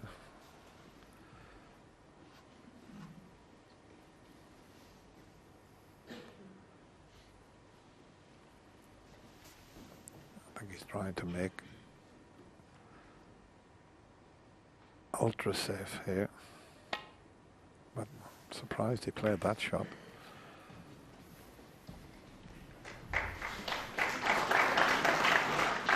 Touching ball. Oh, well, that helps. Touching ball.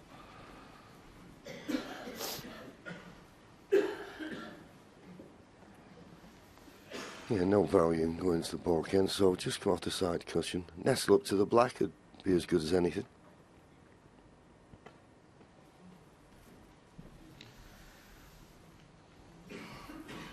You don't leave anything, and as I say, there's no advantage in going into the balk end while that red is in the balk area. You just leave an easy safety shot for your opponent.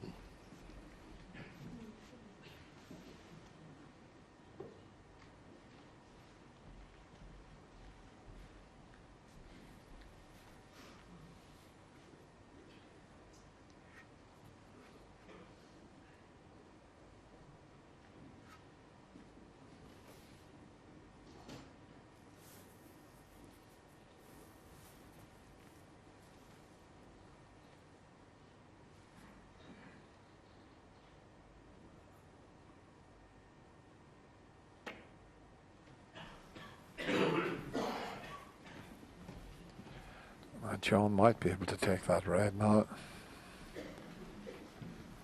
And if he gets a good cue ball, he can make it quite awkward for Mark Selby.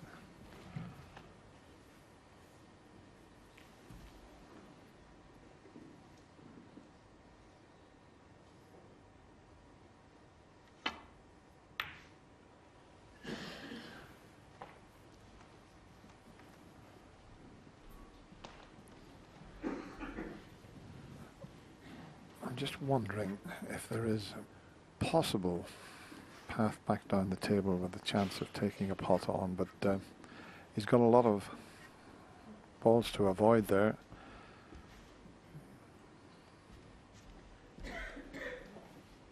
Yeah, can just sneak this one in, avoid the black.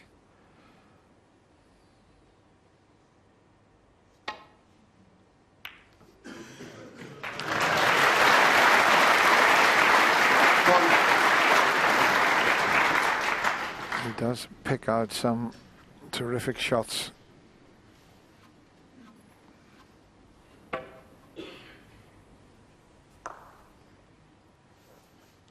I tried a shot like this yesterday. He was further away and he didn't reach the green and left himself in all sorts of trouble.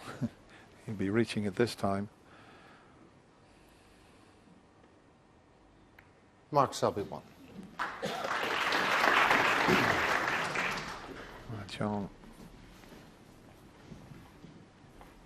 have to find a red to nestle onto. Twice across. I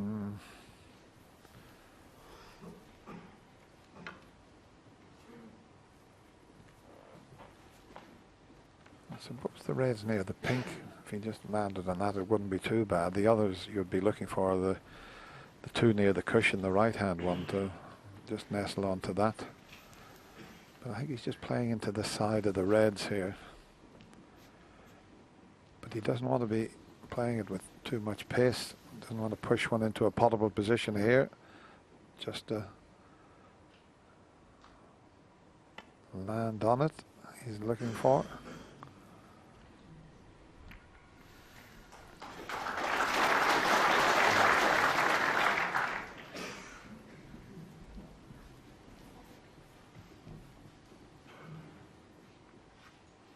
Well, can he get through to pot this red? He's having a very close look.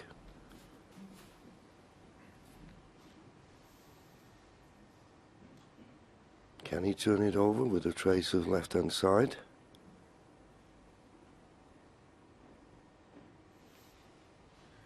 It must be close. It's interesting him. Thinks he can pot this.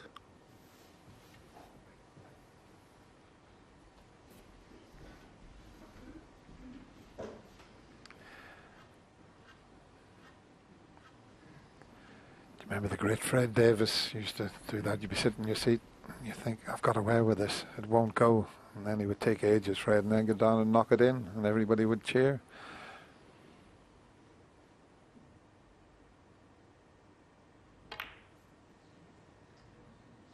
Ooh, well, he just couldn't hit enough of it, as it turned out. Did he play it with a little trace aside, John? I think he did. Maybe turned it over a fraction too much.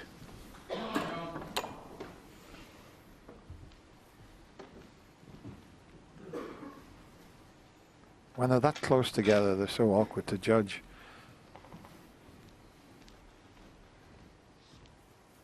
But this frame, like the three before, feeding off your opponent's mistakes, you've got to punish them. And if John Higgins could go into the mid-session interval still with a three-frame advantage,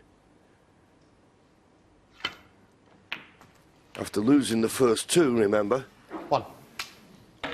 he'll be job done. That's a chance, but I'm not going to take anything for granted here. You can feel the tension in the air. No easy shots now.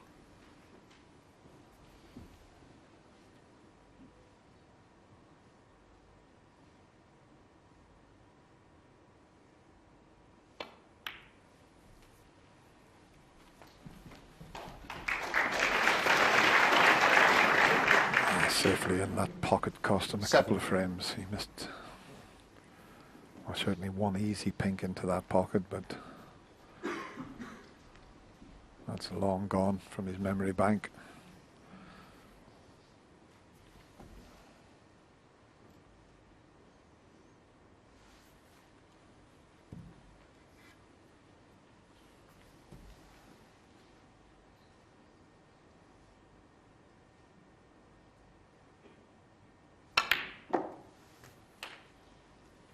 Eight.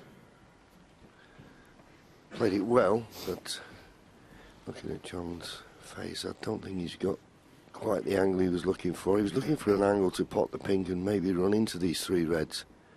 He's now desperately hoping that the left down one goes. It's tight.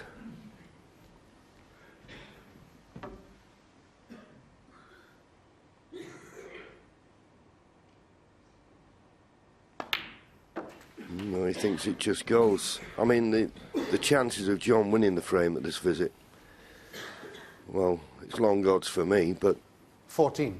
He's desperate to get back in the frame points-wise. That'll be his priority at the moment. Does this red go? Boy, it's tight.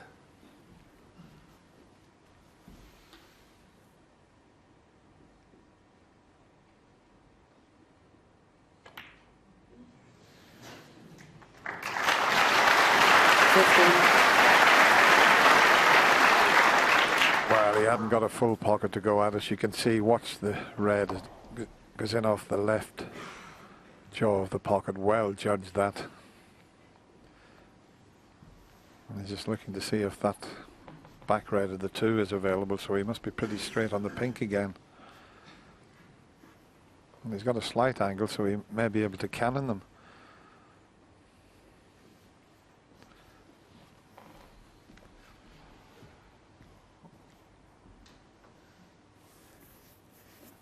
On these lively cloths, he could force the pink and nudge the reds.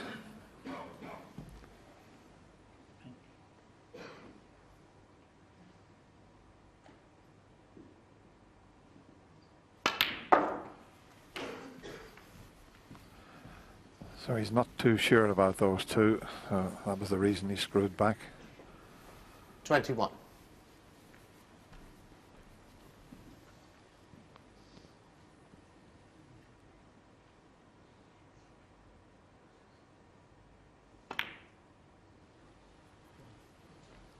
That was a bonus to drop on that one. He's back again looking. He's still not sure.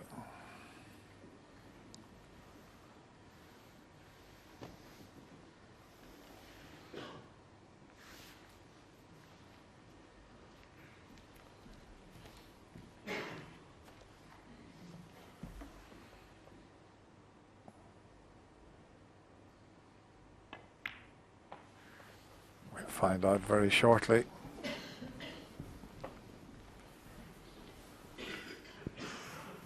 Well, he's convinced himself that the bottom red does go.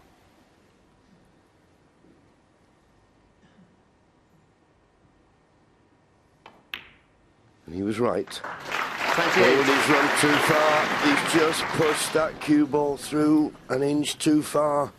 Even a quarter of an inch. He's not on the pink. There you see it.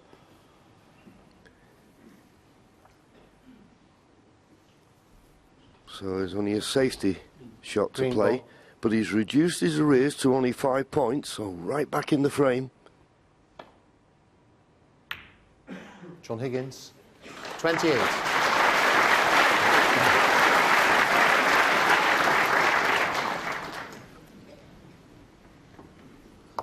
Yeah, just looking at that. If he had it over again, he'd have played a little stun there, which he could have done just to make certain the second red moved away a bit more. Head scratcher. But as I say, he's right back in the frame. Massive frame now, this.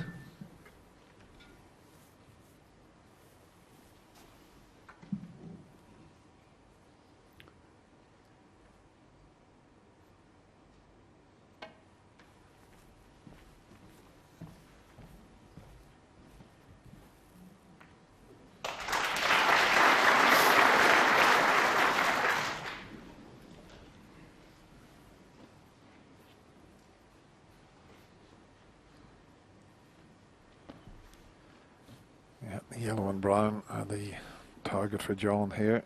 Tight on the cushion. He's got those two as snookering balls.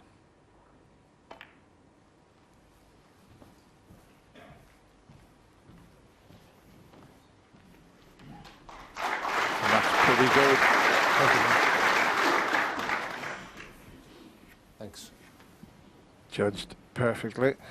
As you can see, that's all that Mark can see.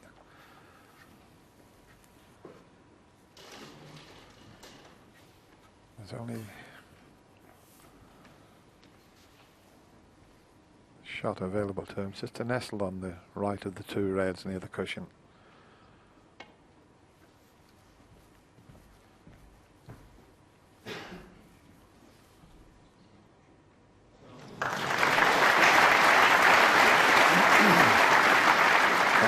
I'm not sure if John would be tempted here to take this red up past the blue into the corner.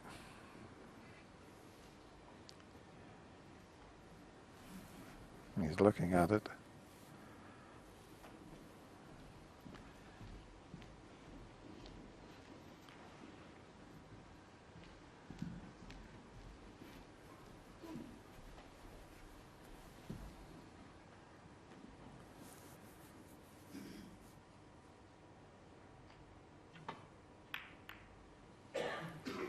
Keeping it tight because he knows they're going to the mid-session interval and he could still have his three-frame advantage. So no risks at the moment.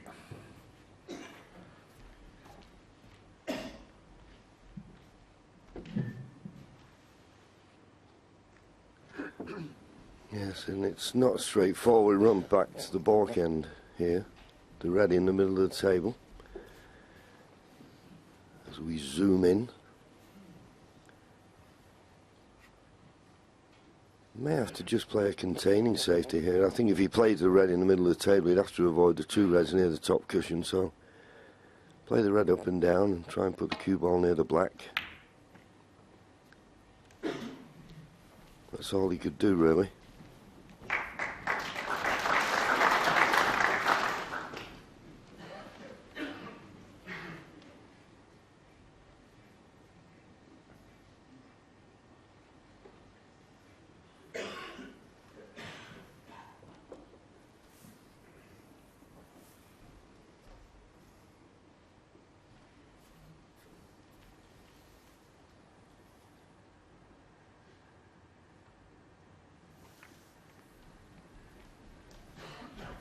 Three longish frames. Just because because of the way the ball's finished up. But it's still fascinating snooker.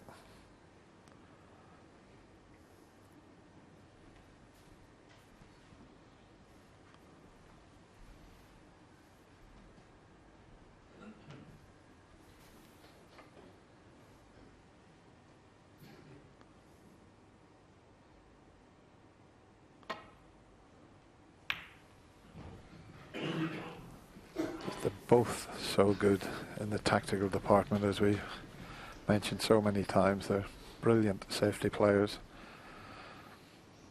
John just ahead in the safety success department. Where's the red going? Where's the red? Wow. Wow. All of a sudden, the luck has turned around, as we say. It sometimes evens itself up, but what a fluke that could be, because he's on the blue and he could play the cannon onto the two reds, or for the single red. He finished perfect. Needs to hit this with a bit of pace. And I'd love to be able to get onto the blue, because that's the one that would give you a chance of moving the two reds. You have to swerve around the yellow and then to flick the blue. But as I said, to get on to these two difficult reds, you'd have to screw back for the blue.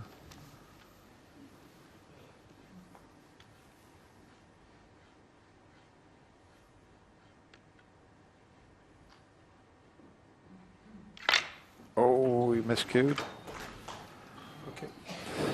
7. At least he's potted it. He was trying to get the white somewhere near where the green is so that he could play a cannon. But that sounded, yeah.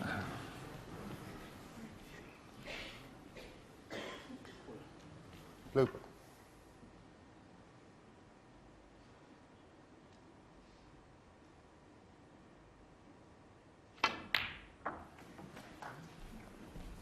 No, it wasn't the angle, but it's a good pot, but he could never get to the two reds from that position. 12. 7 points the lead now, but it's all about who gets the next chance.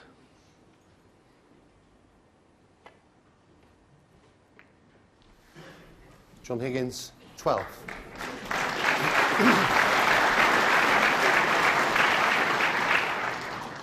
Now, does Mark Selby take a risk and try and play a good safety here? It's risky. But he doesn't want to just roll up to them, because he'd just be handing the initiative to John, so... Well, he's put a little bit of distance between the balls, but not really put John under any pressure here.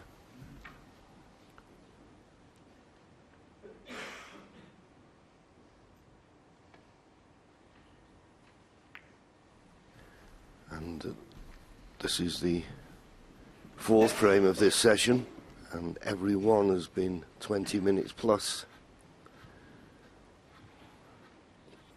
Both players being extra careful, understandable. This frame now just coming over the half-hour mark.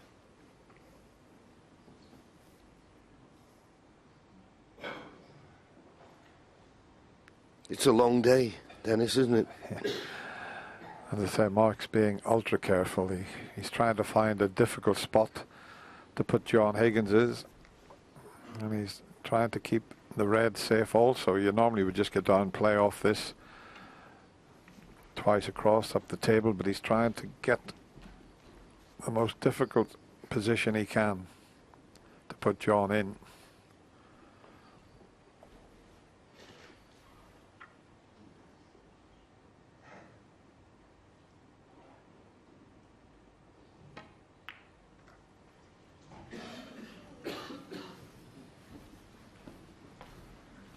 I'm just wondering if John will take the chance now to get in behind the yellow, swing this cue ball around.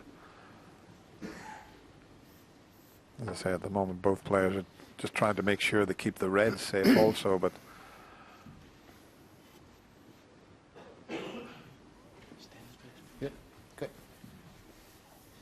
he can go down either side of the table. The normal way would be to come off the right side of the red. But he's coming down the left side of the table as we look at it.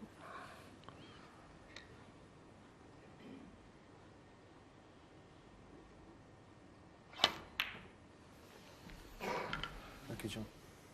There was not a lot to play behind going that side. I was surprised there. It surprised me. I thought the first choice was to swing it round the 3 cushions and try and get in behind the yellow. Well, all this tipping and tapping not to leave a pot on. He's left a pot on here. Now the only thing that's concerning Mark, if he plays it plain ball, will he run into the black? Does he have to stun it to avoid the black? I think you've got to fully commit on shots like this. Could be a frame winner.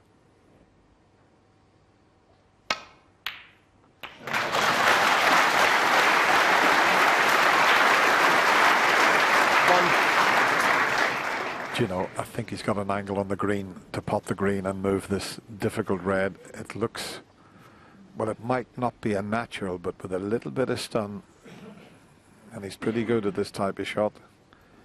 He could pull this off, as long as he didn't double kiss the red.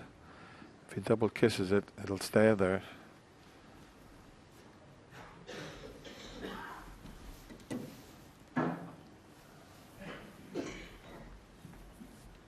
Definitely be taking it on, that's for sure. Green ball. Big shot.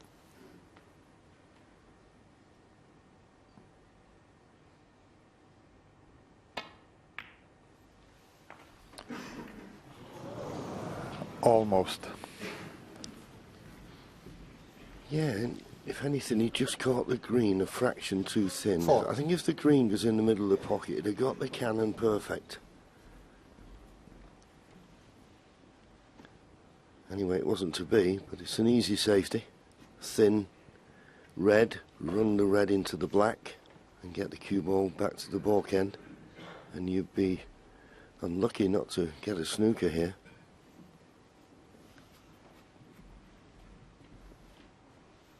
That's what he's looking at, thin red into the black. The only thing is, when the pressure's on, you're thinking, well, don't miss it on the way up and catch it on the way back.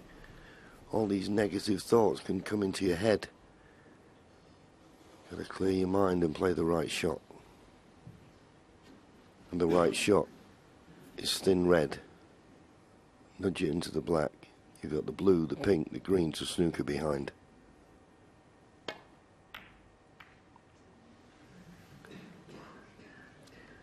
And he's played it very well. Let's do a gap. No gap there. Advantage Mark Selby now. With the colours all available.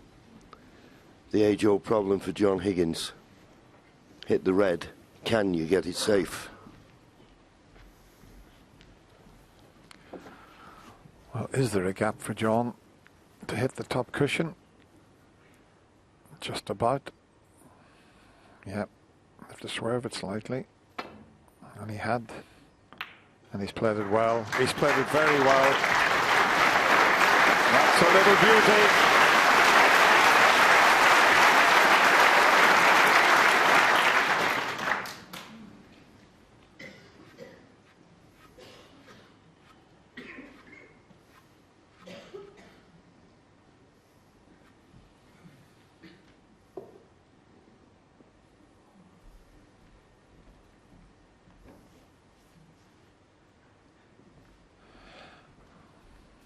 The frame that will take us to the mid-session interval. As you can see, it's the longest frame of this final so far.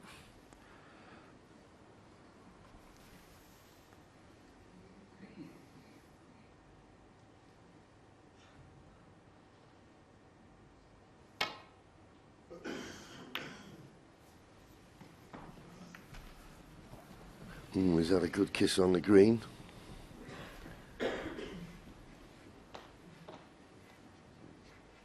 think John can get through to the red. And if he can put distance. That's what you're trying to do here between cue ball and object ball.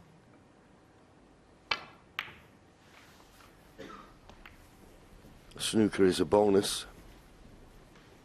The snooker is the bonus.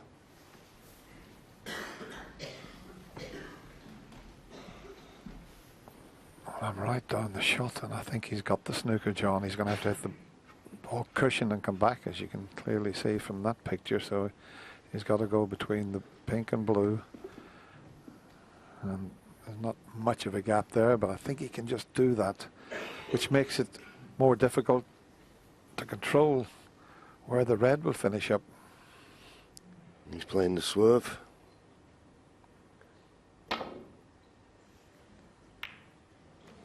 Left it. He's left it. This red cuts. So here's the chance for John Higgins to go out of this mini session. Well, a little tap on the table. I don't know why. This red looks cuttable to me. He obviously doesn't fancy it if he's congratulating him. So he's playing safe.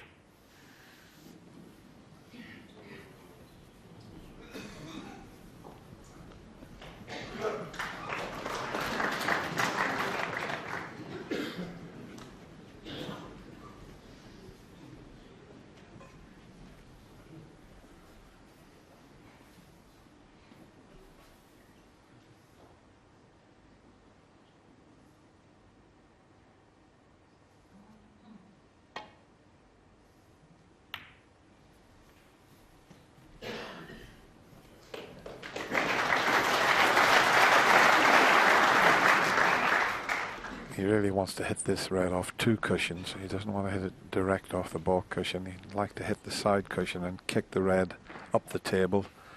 And the white might even come back towards the yellow and brown there. So it just depends if he judges it.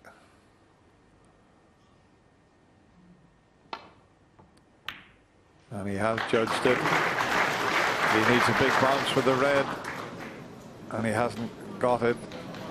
This is a chance for Mark Selby, but there's a bit of pressure on this long red. But it's the chance that he was looking for. 3 points behind. Red colour. And yellow, green and brown probably. And blue.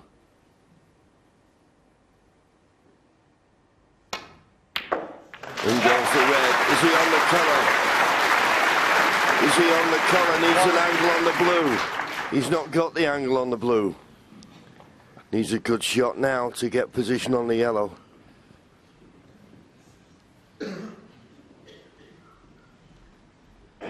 You could play the blue. I mean, you could play the pink.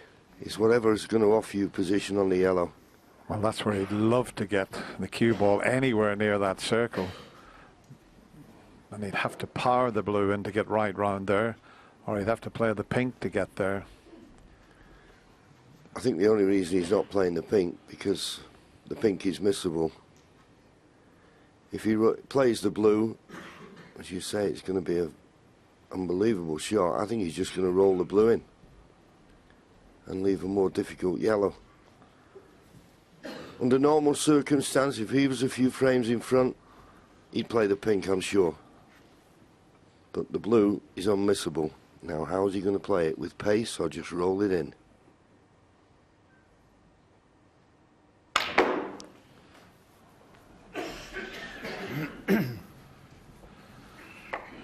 Yeah, he could never get it right round to where I had the circle up. He tried to, but it was so difficult because of the angle.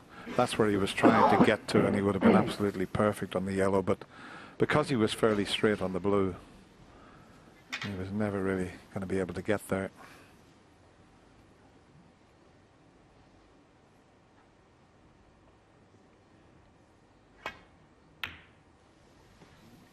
Mark Selby 6. No attempt at the pot, so John Higgins will be mighty relieved to come back to the table, and he's only 3 points behind. This frame still and truly well on.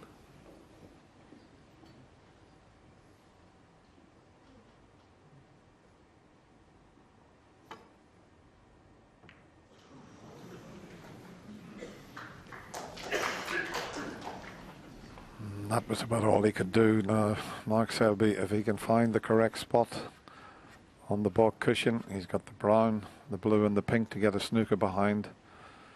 He sends the yellow up this end.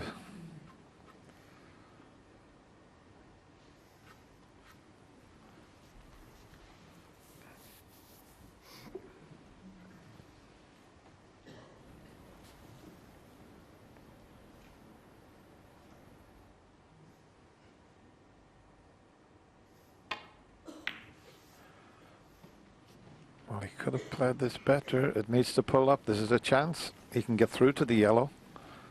I'm nearly certain he can see enough of it.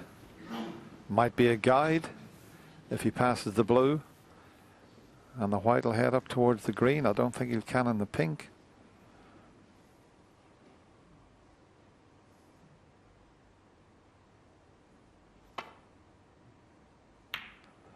Well, he hit it thick. That's why he's cannoned the pink. Had he have potted the yellow, he would have slipped past the pink.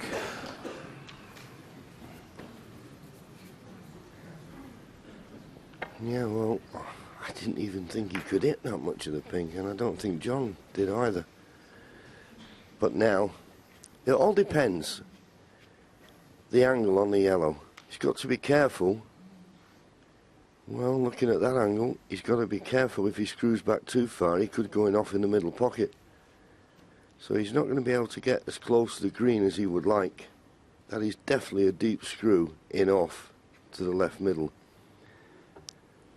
So he's got to just judge this and leave himself a straightish blue, green, but not too close to it. That's all he could do. As you see the line, it had gone in off in the middle. So this is the big shot. 5 points the lead. Green, brown and blue to just be one frame behind at the mid-session interval.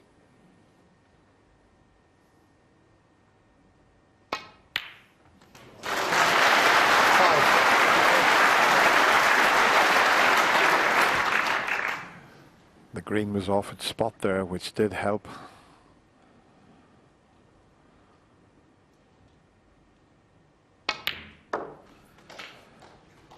Nine. Always nice to win any frame, but to win the longest frame of the match is even better. 14.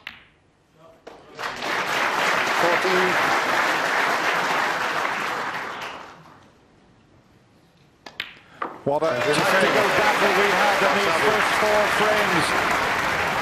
Unbelievable snooker, and he has taken the mini session 3-1, and he's now only 1 frame behind.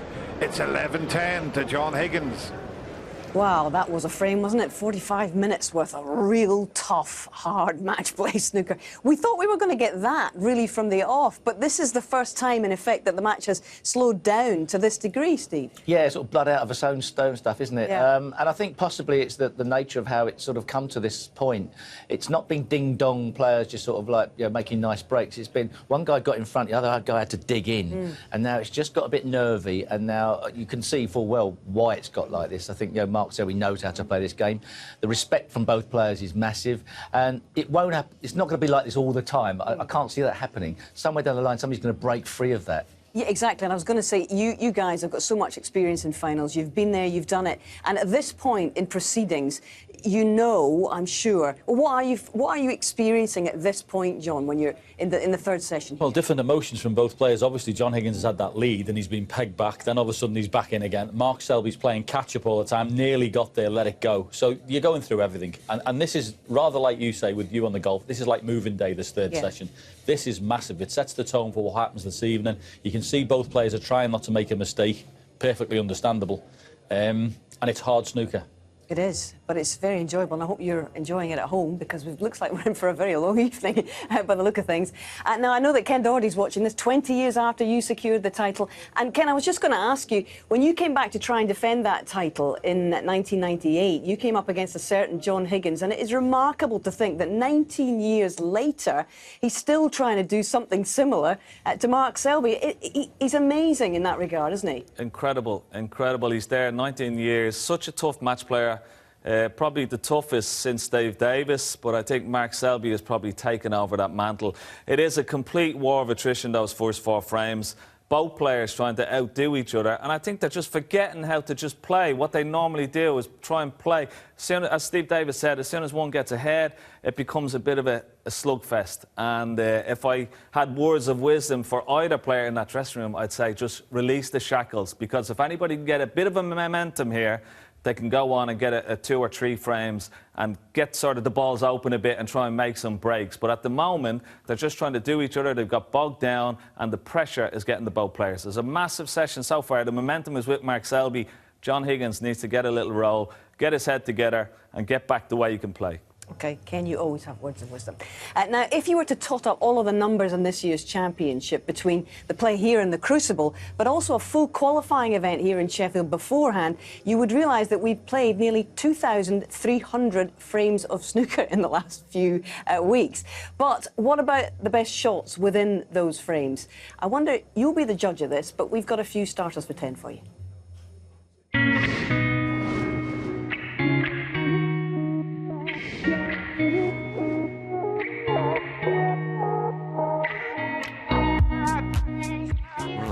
Four cushions. What a shot. Fantastic shot. I thought it was possibly too straight in the paint to play that shot. It was excellent. The power it generated.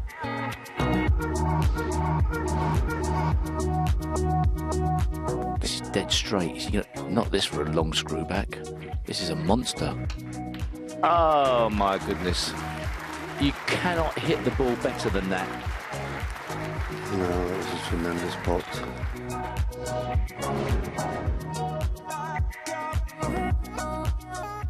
You can count the cushions with them. Let's see. There's 1, 2, 3, 4. I'll tell you what. 4. And there's the green. What a shot. Well, they don't come any better than this. Brilliant escape. Well, the snooker to boot.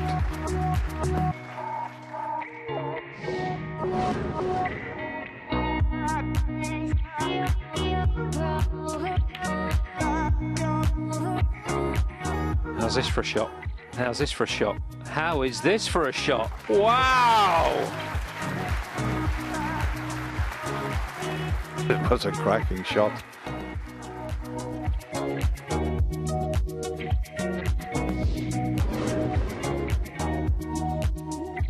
Well, he's coming off. No. Side cushion, top cushion, lots of right-hand side. This is risky. What a shot great this shot. is. Oh, unbelievable! Unbelievable! What a time to play an exhibition trick shot in the World Championship at the Crucible.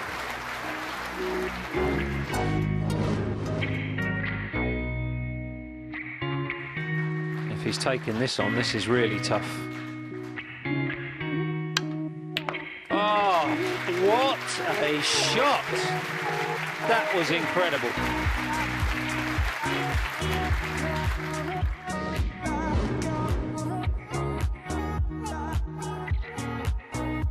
Screwing this off the cushion beside. What a shot this will be. Oh, stop it.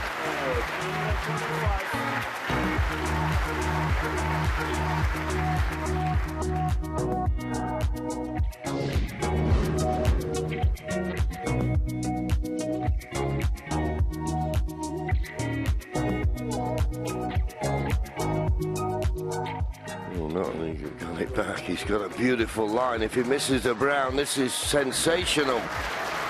What a shot that was.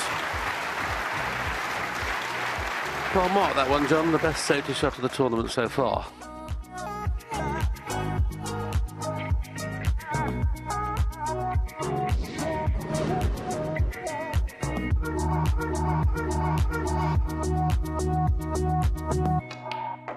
Wow, look at this for a shot. Unbelievable. Wow.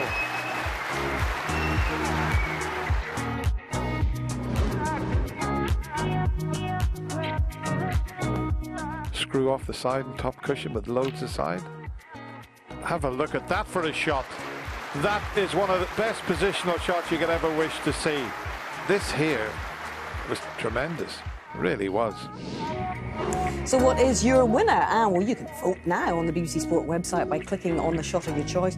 Voting closes at 7 o'clock this evening, and of course we'll bring you the result during this evening's deciding session. Who's it to be? Terms and conditions on the website. And also, speaking of voting, earlier on the BBC Sport website, we asked you to pick your favourite crucible moment from the last 40 years, and a whopping 55% of those of you who took part picked the 1985 final between Dennis and Steve. It's funny, Steve, they never picked your 6th world title, did they? Never. And second, it was followed by Ronnie O'Sullivan's fastest 147 and Alex Higgins' triumph in 1982. Just console the boy, shall we? Now, shot E. We were talking about this a lot over the last week or so. It was Shaun Murphy's incredible trick shot when he was up against Ronnie O'Sullivan, and that's had many of you trying to recreate it. We asked you to try and do this, actually, last weekend, and you didn't disappoint. We had some fantastic entries, didn't we, John? This is the cracker. Look at this one. And I like the celebration. Beauty. Yeah, this is it. No. Well, there you go. We're not sure how many attempts each had, actually, but one is very impressive. So, roll up. Ken Doherty, it's your big moment. Yeah, fantastic shot, Hazel. And John Higgins just behind me saying that you're going to try and play this shot. Well, I am going to try and play it. He's laughing his head over there. He can't wait. So he plays it with lots of right-hand side. It hits the side cushion here. Then the side, it takes effect off this top cushion here. Comes back at almost a 25-degree angle and hits the red and puts the red. So let's have a go. Now, I've had about 20 goes in practice. A few have gone in, a few have been missed, but this is the practice room. It's not the heat of the battle. 10-1, John Higgins says. OK, let's see. Side cushion. Yeah. Well, you see what I mean. You see what I mean? It is the practice room. I knew we should have recorded this instead of doing it live. Well, we did ask him to do it live. Classic. By the time he gets that in, it'll look like Robinson Crusoe. But as you can see there from John Higgins in the practice room and us broadcasting here, there is no other event in world-class sport in which you've got the players and the broadcasters and the organisers living and working in such tight, close proximity. And it's an amazing atmosphere here at the Crucible Theatre, and it just makes you want to keep coming back for more behind the scenes and front of house.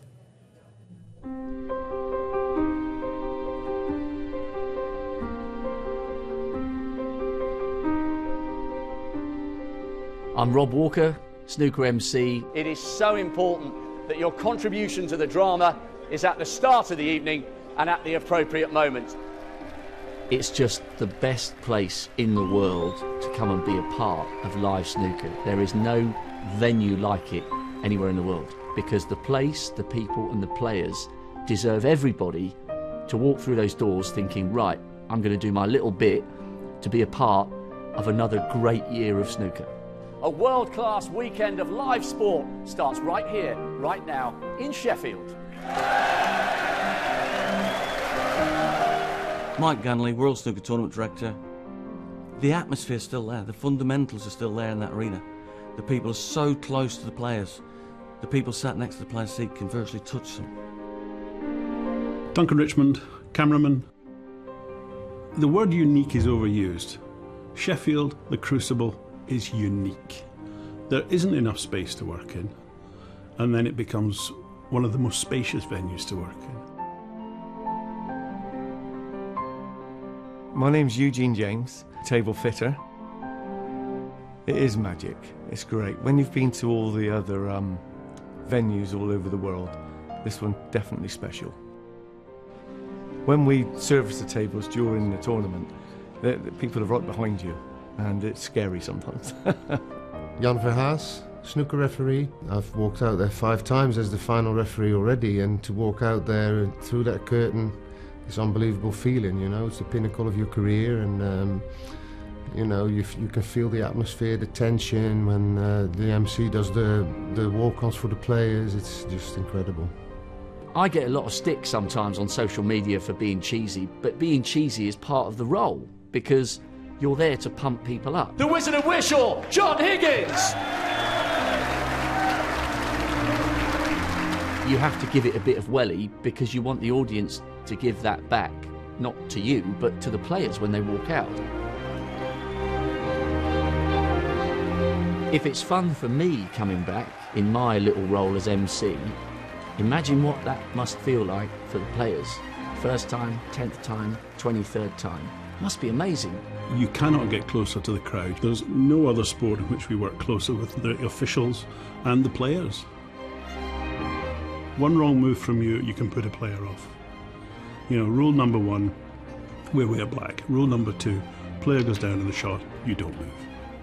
The players know us, the players trust us. I've always understood that as a referee you are a service to the player. It's not about you, and it's about the two players at your table. You've got to have the discipline to always be in the right spot and never be in the eye line of a player, never to move when the player is down on the shot, and obviously under extreme pressures make the right decisions. All these people constantly walking around always makes the table move. They're not allowed to touch the table. We're sat there like bulldogs to make sure they go nowhere near it. You never get bored of seeing that final day and then winning it, and not just because you want to get in the car and go home, it's because of the excitement and the buzz it gives those players as well. The adrenaline pumps. The more exciting it gets, the more difficult it gets. I find the breathing slows down, the heart rate slows down, because you're thinking quicker and quicker and quicker. It's incredibly exciting.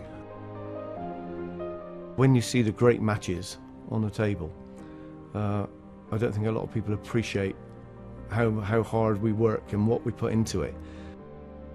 I think it's just a satisfaction that you've seen a great game. That's the satisfaction I get really from it.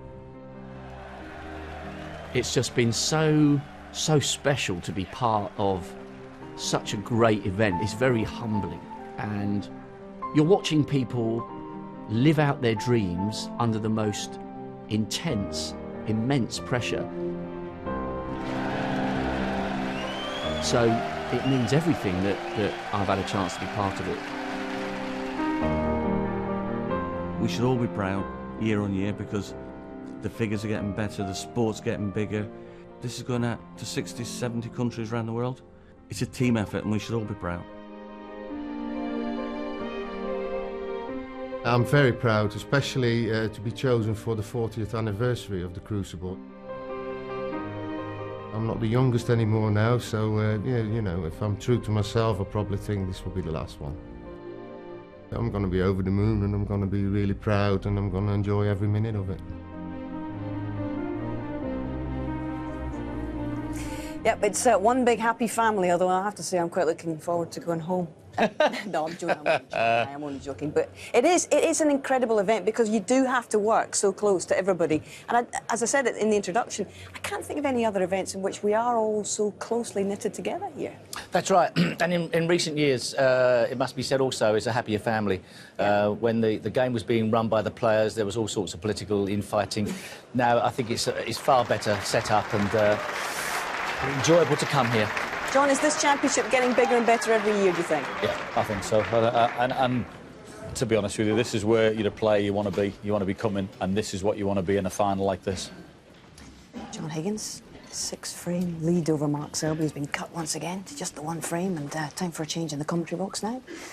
Many years ago, 7 times world champion Stephen Hendry made his Crucible debut in a match against Mr. Maximum, Willie Thorne, and this time they joined forces in the box. Thank you, Hazel. Thank you, everybody. The only thing you forgot, Hazel, was telling me the result. I'll remind them. Steve and I won, yes.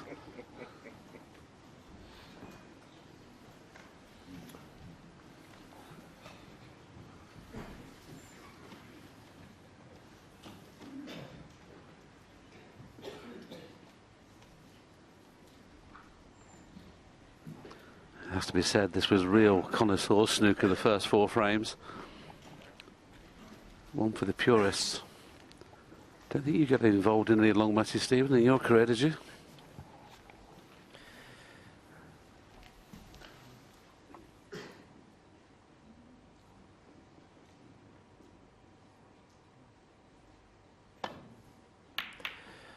Yeah, probably because my safety wasn't good enough, Willie. But yeah, yesterday we didn't have a frame over the half-hour mark. I must admit, before the match started, I thought we'd have a a few 40-minuters. Today's gone. I think the pressure has been cranked up today. Final day.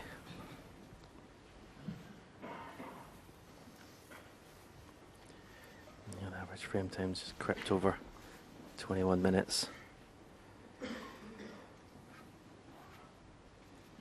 Yeah, 28 seconds is quite long. When you think of the likes of those Sullivan and Trump are taking 15 seconds a shot.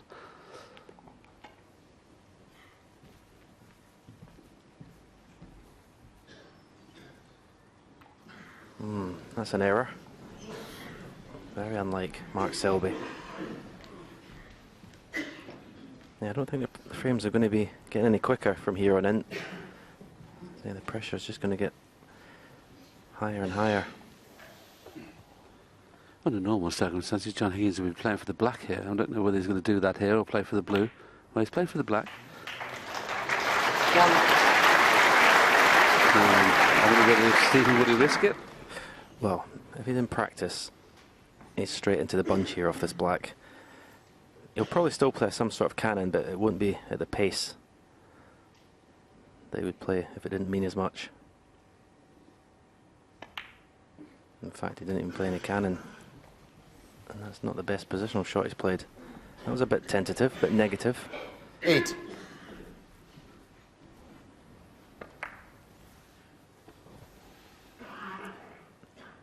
I think he missed the cannon. I think he must have played the cannon on that. The right-hand red of those two that are together. 9. I don't think there'll be anything negative about this shot. Would you not think about playing the drift just to miss the pink and kiss those two reds? See you go into them, would you? Yeah, that's the shot. And he's been very unlucky. Okay, so he might have one up to the far left corner. He has got one to the right corner, but obviously the cue ball has gone into the reds. 14. But if that red had just bounced off the cushion an inch, it'd have been perfect.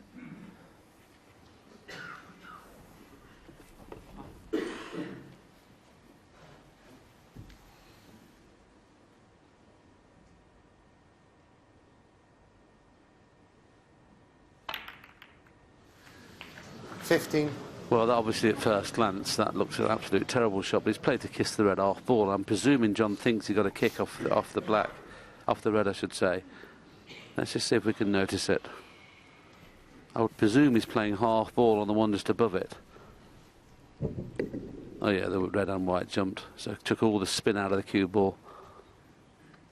He's put himself in trouble now.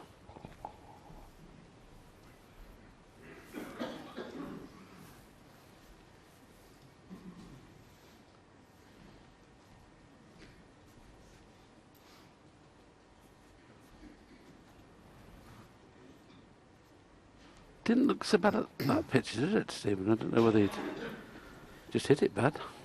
Yeah, he hadn't got the right contact on the first red that the cue ball struck after potting the ball. John Higgins, played that well. 15.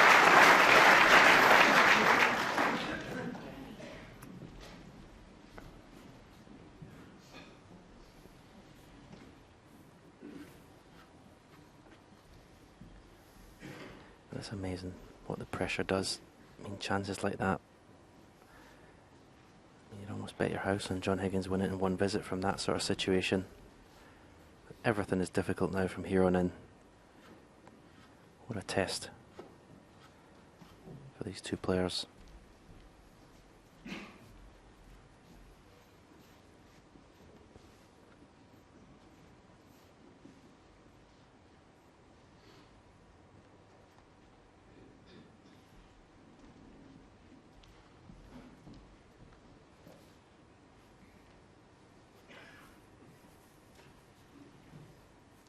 Get the white in behind the green, he's going to have to play a stun, so he may play this thin and just miss the cannon on the blue twice across.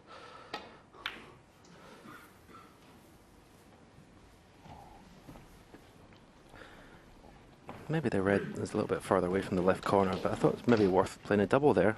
Maybe quite a big pocket, that. The red he played going across the table, maybe the red's just a little bit further away from Corner pocket, that's normally the shot that Mark Selby would spot straight away. This has got to be a thin one. Oh, he's just playing the containing safety. I thought he was going to try and clip that very thin and get back to balk. It's amazing how every frame this afternoon has been this kind of pattern. The black's gone safe very early on in each frame. Neither player has yet won a frame at one visit. Yeah, and the safety play has all been very negative as well. There's never not been many aggressive safety shots. It's all been about containing the situation. Both players just scared to give any chances.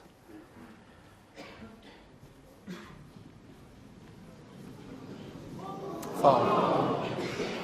John Higgins, 4. At first glance, doesn't seem to be anything available now.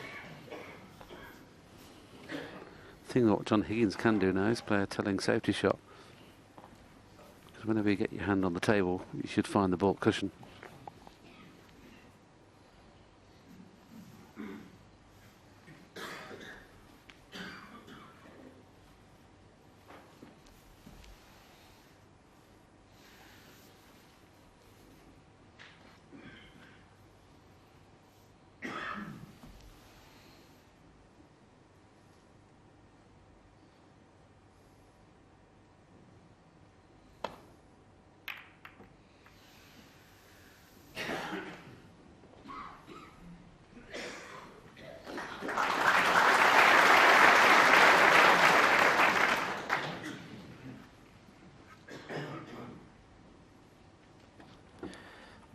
Good shot there. John Higgins covering the right hand side of the table.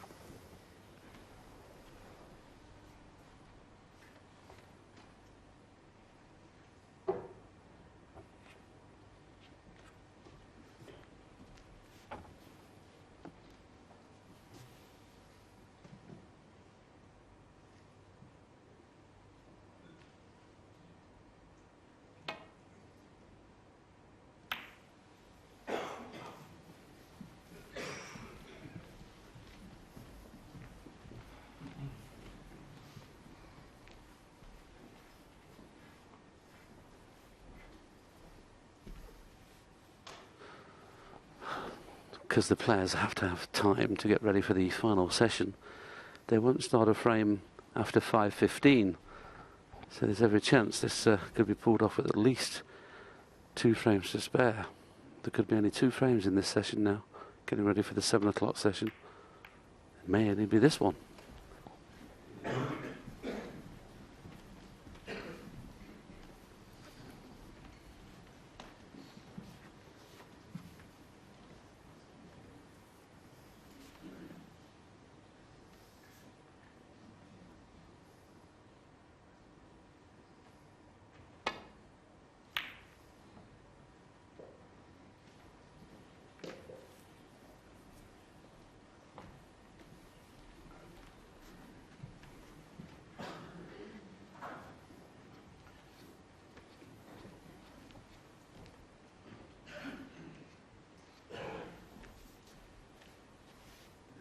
John feels he can get through just to the edge of this red. Doesn't want to be kissing the brown full ball in cue ball going back to balk. He's able to flick it round with side. He's kissed the blue. That was the important thing. Miss all the balk colours. But he's kissed the blue. But once again, nothing easy available.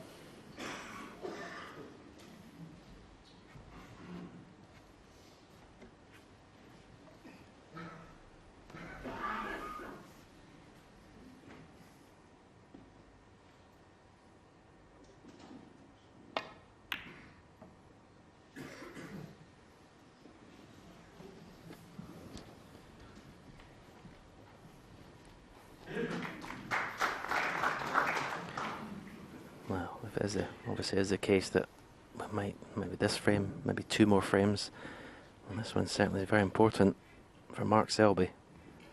He'd love to get level.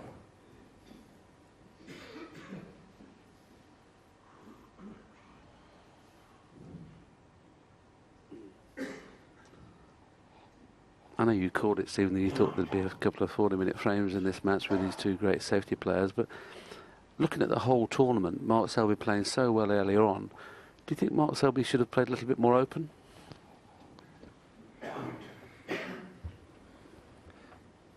Yeah, I think, I don't know, he seems to change his game sometimes when he plays, you know, the sort of top players that he knows can really hurt him, you know, with scoring. Against Ding, a lot of his safety was, you know, thin clips, and doesn't want to put things in the open. And obviously, the way the session went yesterday, going 10-4 behind, but especially the second 4 frames of yesterday afternoon, John Higgins had a 96% or something pot success rate. I think he does decide to just tighten things up.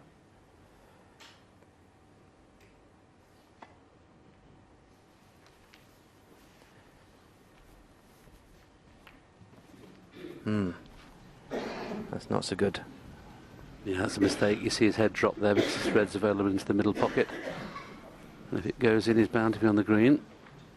So this is the first real chance in this frame, even though Higgins is 19 points in front.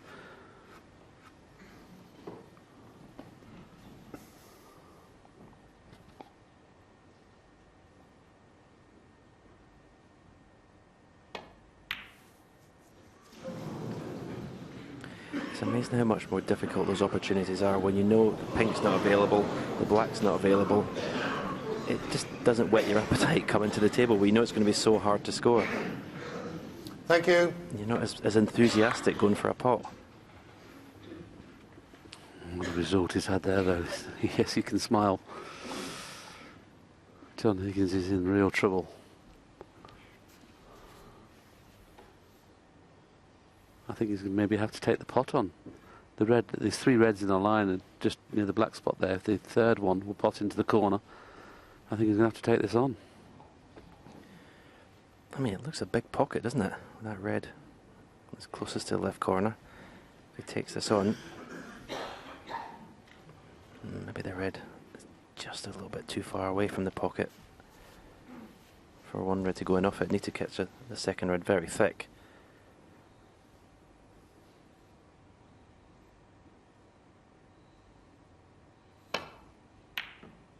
There you see. But he might just get a clip off that red. Again, Mark Selby comes to the table with a chance, but not easy to score. It's amazing the number of times a player plays a bad shot and all of a sudden gives him an opportunity to his next visit. Mark Selby missed that red in the middle by quite a long way.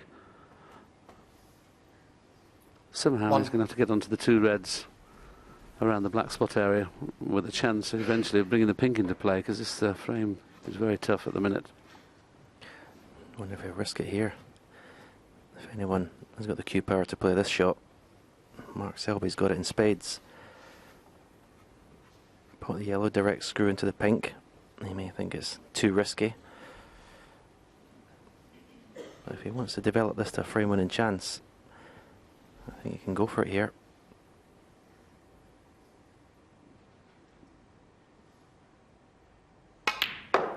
Here it comes. Great shot. Great shot. Well,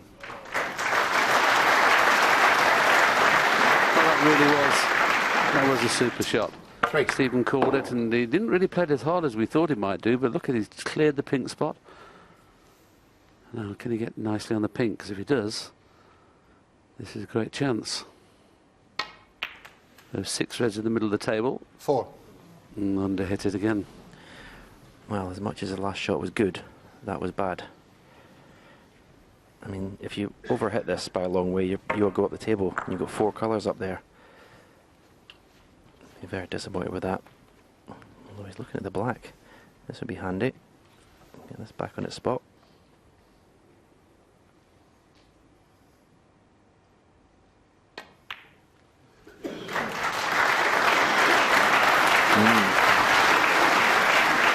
Very friendly kiss.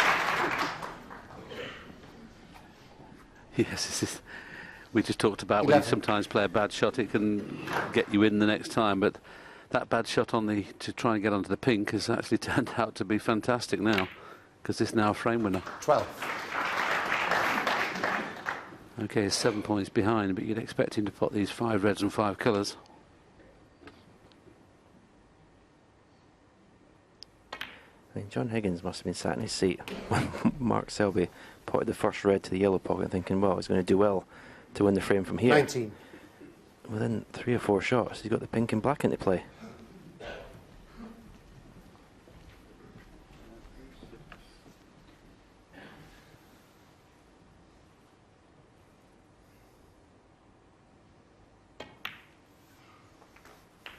Mark Selby knows he can't win the frame without getting one of the 3 reds that are on the left-hand side. But he won't be playing a kiss on those reds early. He'll wait till he's got at least 3 of these reds and colours.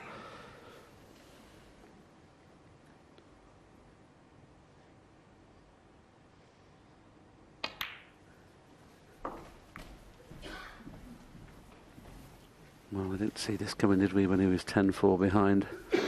26. The last 3 frames yesterday evening were just superb, Selby. But since then, he's just ground his way back into the match.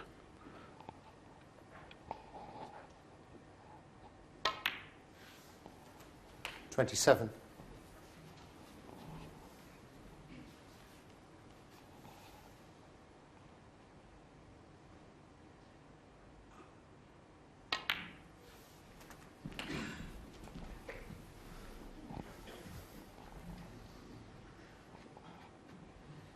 $34.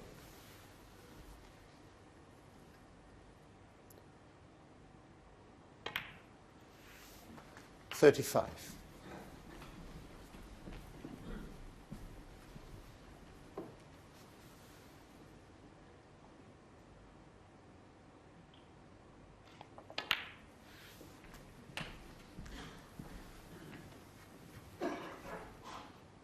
$42.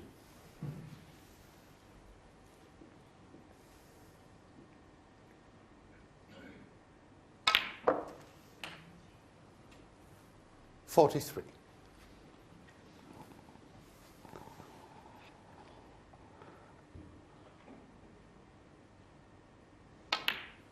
And now the real work starts. He may be trying to leave an angle on the pink here to move the red that's 50. Tight on the cushion on its own, because knowing whatever kiss he gets on that red, no, he's not got the angle to do that. He could bring that red into play, but he won't be doing it from here off the colour. 51. Would you be playing to get on this red to move a red, Stephen, or would you get the colour to move a red after this next shot?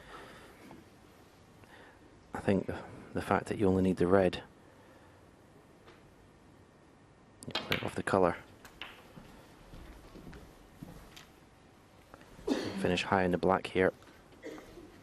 58. To the right corner. So you can stun off the cushion with a bit of side. The 2 reds that are close together. The one that's furthest away from the cushion, try and flick that away.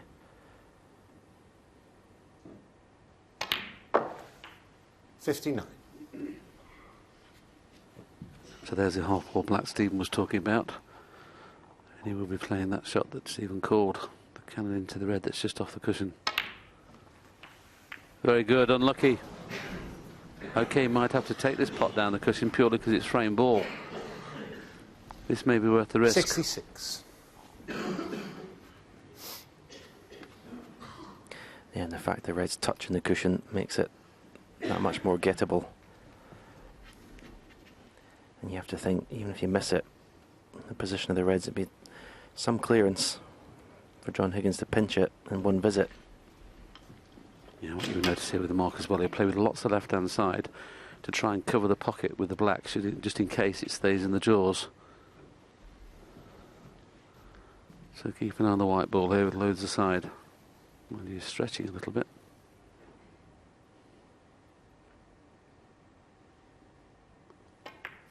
Well, it's gone all out for the pot. There's the cue going. 67. Very, very good. But you know that John Higgins is going to come back to the table unless Black. Mark knocks his black in.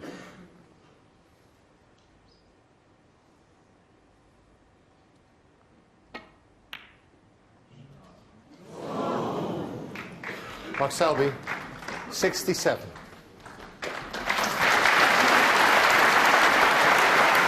So good break then from nowhere, break of 67. 48 points in it, 43 on. 2 snookers required. Yeah, that really was a class visit to the table from the defending champion.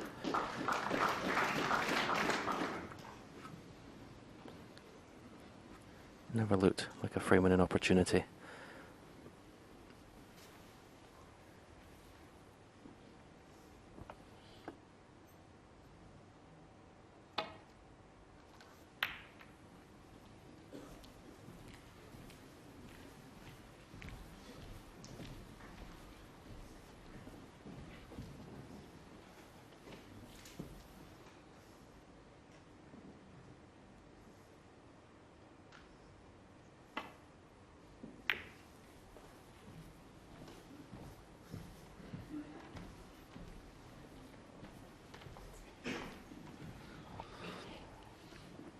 He'll be taking this on. There's a chance to level. He led 1-0, he led 2-1. Since then he's been playing catch-up all the way through this final. But he's not playing catch-up anymore, he's all square.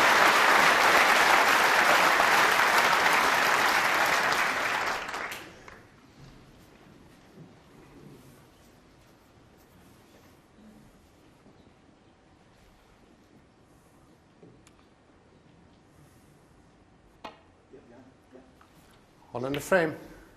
Mark Selby. John Higgins conceded. Mark Selby got to use that break of 67. Draws level for the first time for a long time. It's 11 all. It is. From 4 frames to 10 down, he's just won 7 of the last 8. We are 11 all, and we have a final on here. You were absolutely crooning about that break. What particularly did you admire about it, John? Well, when it started, it looked like there was absolutely nothing on. John Higgins would be sitting there thinking, oh, go on then, you can have that. There's not many balls going here. But he played a brilliant shot off the yellow to come back and just play a little cannon into the pink. Now, it's all right sussing out the shot, which is what he did, but you've still got to hit it perfectly. And the pace he played that just moved the pink off, the reds away from the spot, put the pink in position. And interestingly, he played that shot afterwards, Steve, where he played it in a way for pink. And he'd sussed out the black at pot. So we don't know exactly whether he played on pink and didn't get up. He knew the black was there, but very clever shots. Momentum, certainly, with Mark Selby now, you got to say. It certainly is, and halfway through that frame, it really did look like the match had completely got bogged down. And that break it could be the thing that kick-starts this game into life again. It was tough, turgid stuff. Tactical play was very important. But now Mark Selby, perhaps he's got his arm going. Perhaps John Higgins will have to respond. One of his great features. I mean, he can be bogged down in safety exchanges for half an hour, 40 minutes, and a chance comes, and he makes a contribution like that. Classic defence to attack from the defending champion. John Higgins breaks off. Wow. He's got a lot to think about.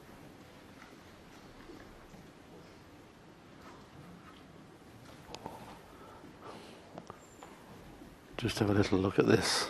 Mark Selby talking to himself. Believe, believe. I think it's coming out there. I think the key thing with John Higgins now, this is possibly going to be the last game of the afternoon session, Stephen, and that's definitely a benefit to John Higgins at the minute. Yeah, very much so. It's interesting watching Mark Selby. He was eyeing up his opponent as well when he was saying believe. Oh.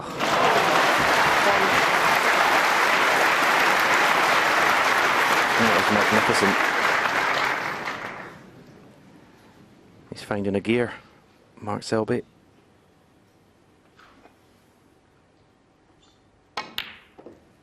You're right, Willie. It's a good job this might be the last frame for John Higgins' sake. 8. Yes, Mark Selby very disappointed. He'd like to keep going should he go on to win the frame at this visit, which is going to bring reds into play here. 9. Well, if he does win in one visit, it'll certainly be time for another frame.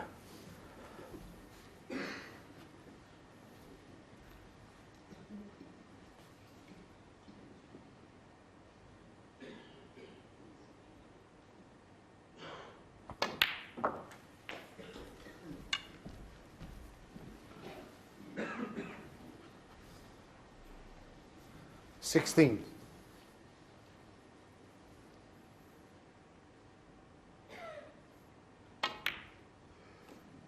17. Well, there's a nice angle in the black.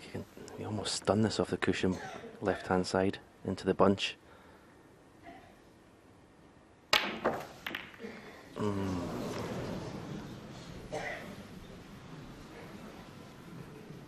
Oh, it's just a little bit 24. too much topspin there. Cue ball went out to the left. You need to almost stun it. So the cue ball was going to go in a direct line. Mark Selby, 24.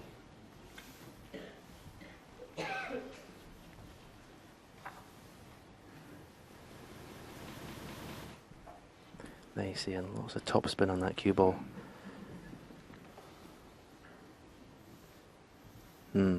This frame might not last much longer. Yes, it's the old adage, Stephen, isn't it? When you're playing that arc shot in the pack, if you ever catch one full ball, you're never going to get any movement out of the pack. So we'd be reluctant to have a re-rack here, so he'd probably play the first attacking safety shot. He's 24 points in front. And that's John Higgins has lost a bit of concentration at the moment. And as Stephen and I have just discussed, he'll be delighted to walk out now with only playing 2 frames in this second mini-session, because he knows whatever happens, he can only be 1 frame behind going into tonight's session, and he needs a rest. I think he needs to regroup, rethink.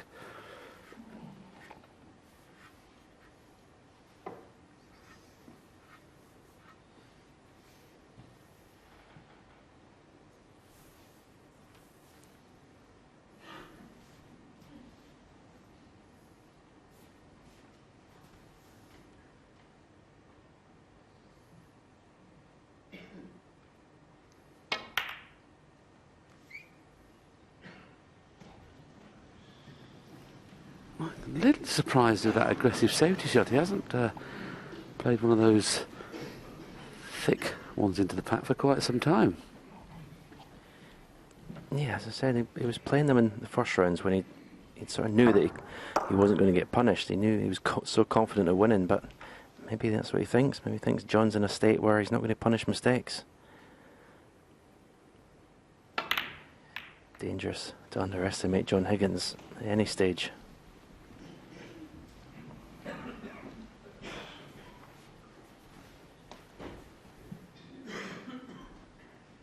This sort of situation when you're playing safeties, bringing the cue ball back to the black cushion. So important, the cue ball tight. But then the first mistake, or the first chance, is normally a good one. Look at the way the reds are. I don't think either player will be aware that this is going to be their last frame.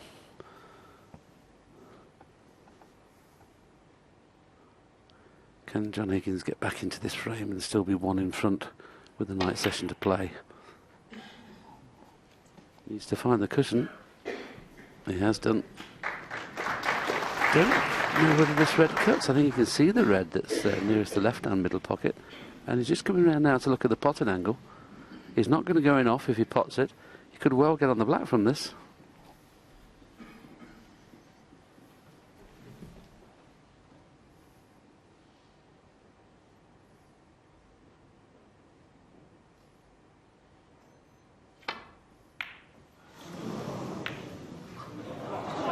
That was a problem. He had to go for that.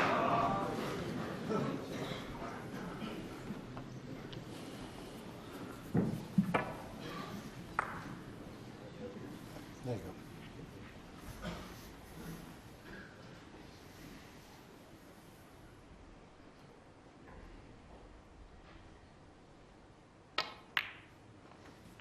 One.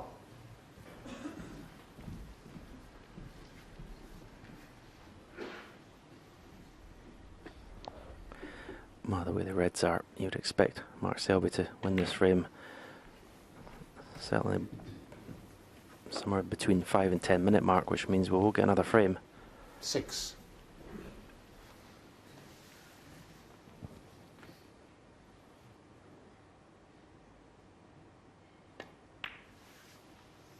Seven.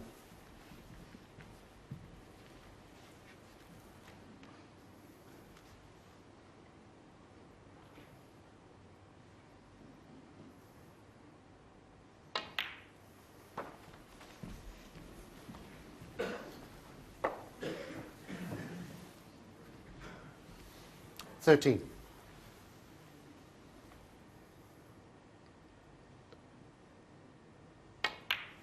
14.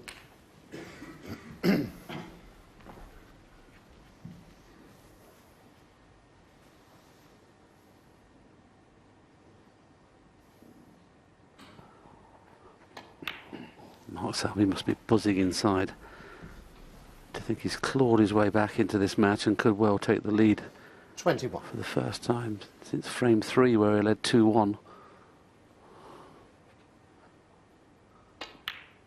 22.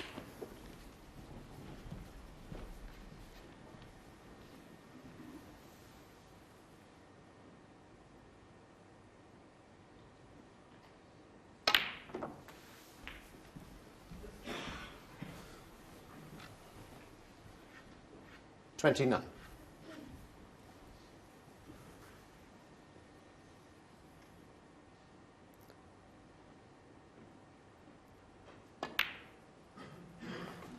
30.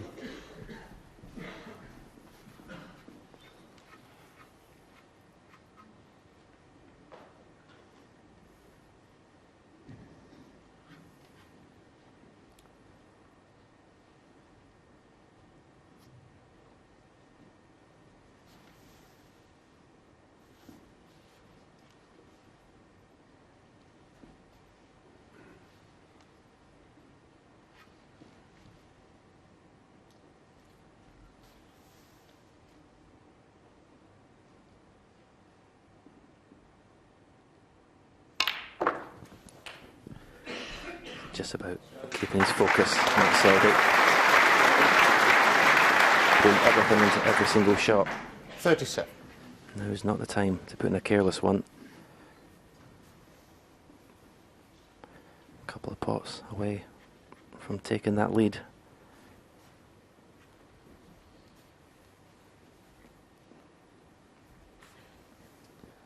Yes, for John Higgins supporters, yeah, they'll be hoping this is the last frame of the session because there's every chance they could be playing one more. And 38. I really can't see John Higgins winning the frame at the minute with the frame of mind he's in. And there's that little careless shot.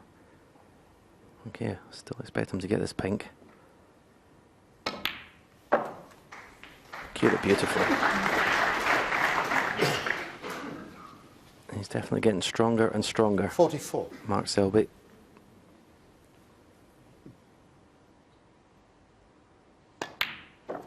$45. And that, of course, is frame ball. 67 left, 69 in front. So Mark Selby is definitely going to lead.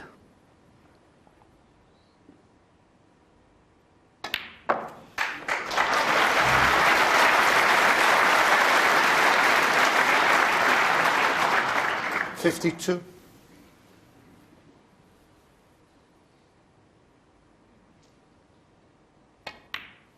53. Really has been a phenomenal performance. At 10-4 down, well, he looked all over the place.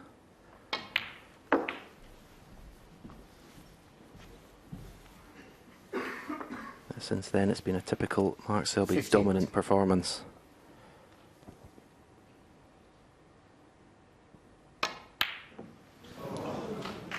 Well, John Higgins nods his head, and that's 8 of the last 9 frames for Mark Selby. He's taken the lead, 12-11.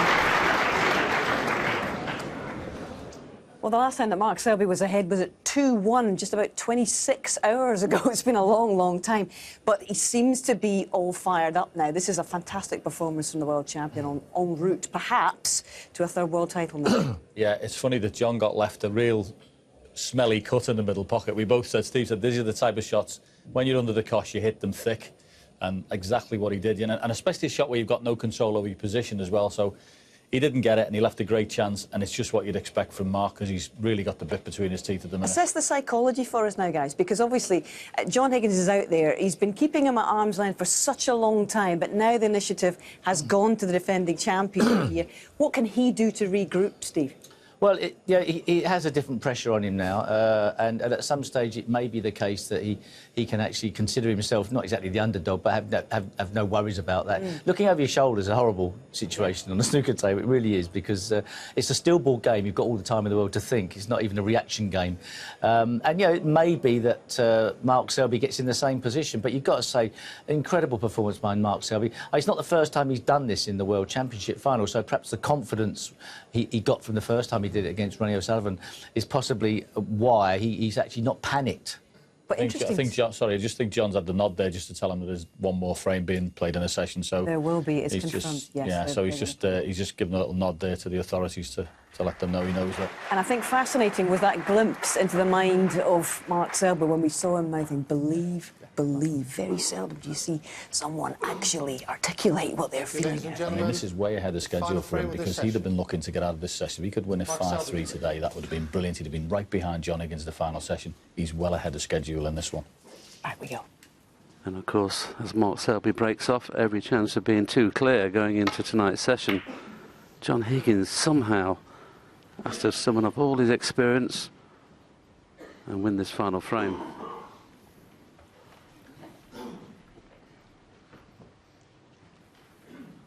There's an interesting spectator, the green jacket winner, the Masters 2 years ago, Danny Willett, just on his iPhone.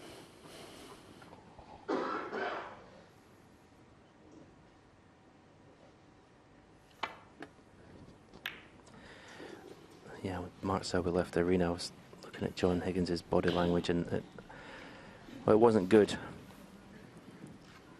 A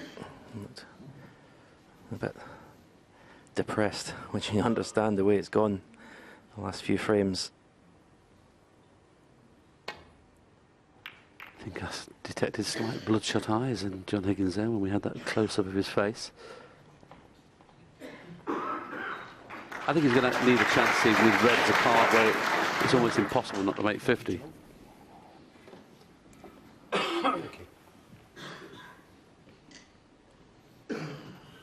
I think the crowd would like John Higgins to win this last frame. I think bring both these players back tonight at 12-12. What a final session that would be.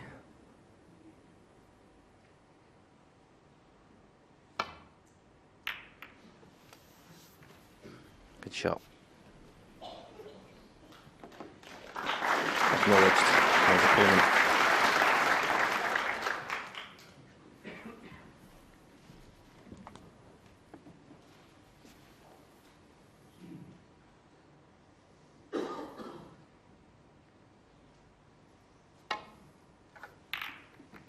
We just noticed that John Higgins' eyes slightly bloodshot, Stephen. When you were winning, did you have trouble sleeping, or were you always okay? It's hard, isn't it, when you're playing? Unfortunately, that was never a problem for me, but and I think it's an important. Well, you're a fortunate position if you can sleep, no problem. Especially at this place for 17 days.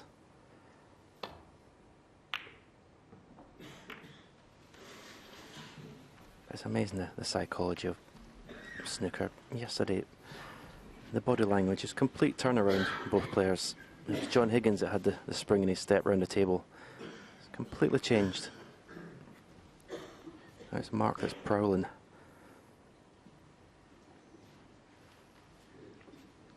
It's interesting as well. People talk about how great the game is and how many great players we've got right down to 128. But it all seems when we come to the Crucible. I mean, when we got to the quarter-final stage, I mean, every player was a top 8 player, apart from Steve Maguire, who is acknowledged to be a top 8 player.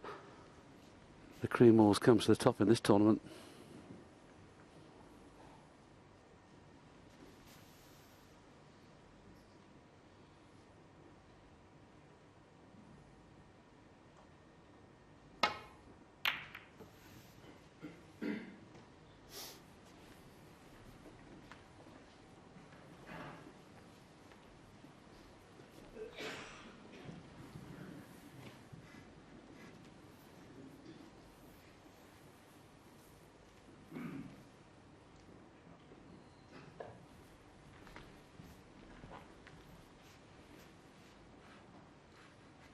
Selby's covered the right-hand side of the table.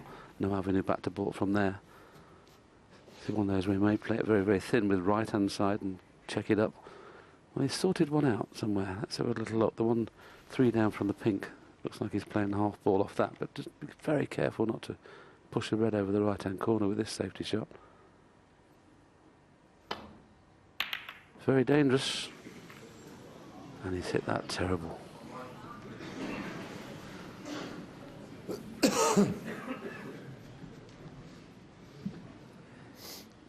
It's a horrible situation to be in because one bad shot just seems to lead into the other, the next one. You just want to play one good shot.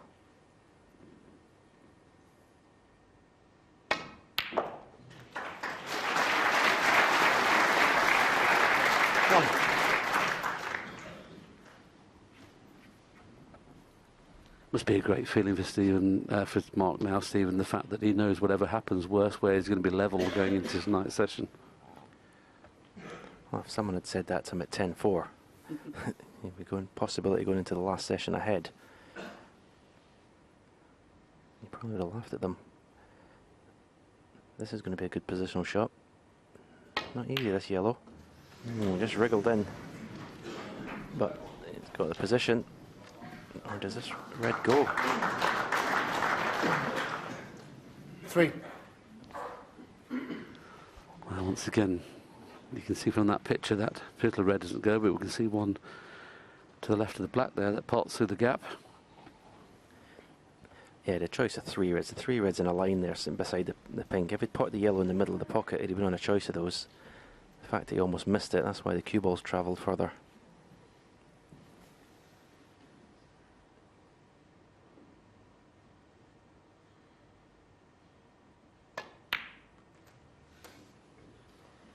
In the end, quite fortunate to have that natural angle on that red to play for the pink.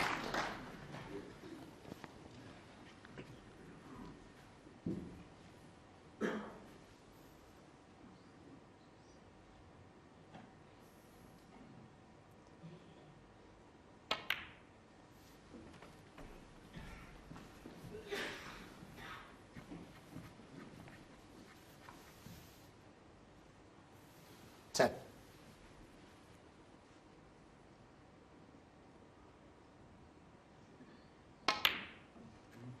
11. Yep.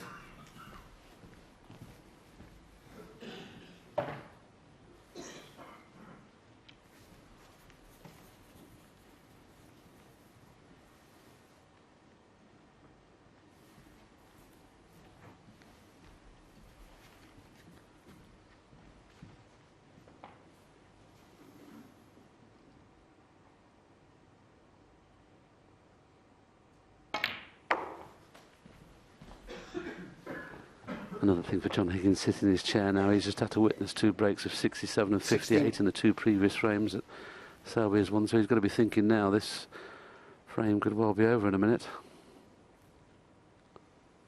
Needs that pink back on its spot as quick as possible, that's why he's played for the pink there rather than blue, and he's finished absolutely inch perfect. Gorgeous shot, really was. He plays a screw shot better than any player out there at the moment.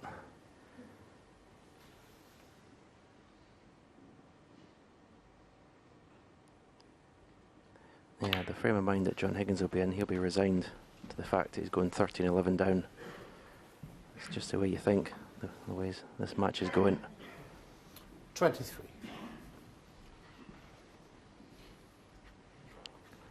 He's thinking, what's gone wrong?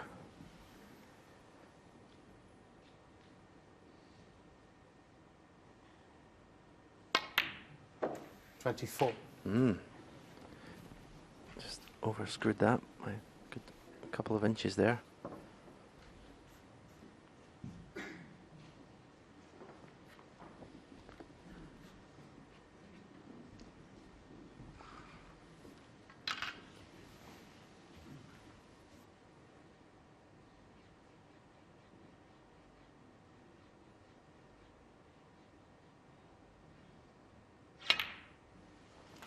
This is very reminiscent to one of your games, Stephen, many years ago when you were playing Jimmy White and you were 14-8 behind and won 10 frames on the trot. 30. This is a very similar pattern to this match. momentum is the word in the long matches. When you get in a roll of winning frame after frame after frame, it's just sometimes so difficult for your opponent to stop it.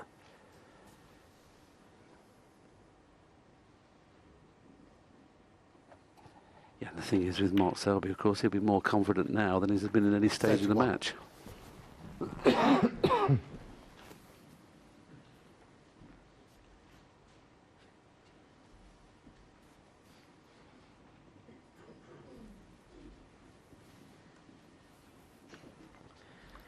Also, you do get a sense of your opponent weakening and wilting under the pressure.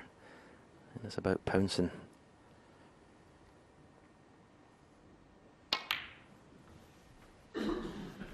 Again, maybe the adrenaline, he's overscrewed that as well. Yes, he's timing the ball now, isn't he? I mean, the shot he played from red to pink a few shots ago when the pink was on the brown spot, the timing of that shot, he didn't hit it hard at all.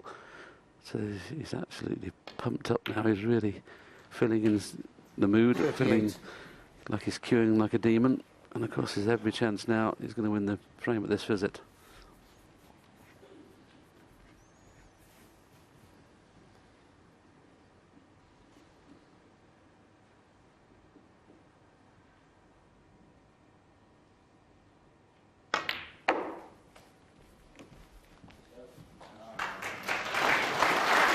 A good position shot.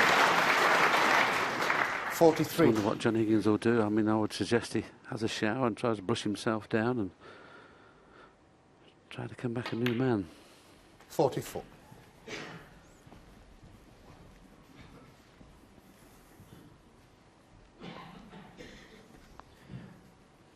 Yeah, he's still very much in this match. It's not over by any stretch. I certainly would not be writing John Higgins off yet. But perhaps it's good that the session's ending 50. Now, though. You couldn't see a way back from if the match was ending in this session. As you say, go back, have something to eat. Just get away from the venue. Just, you know, spend time with family. Just a new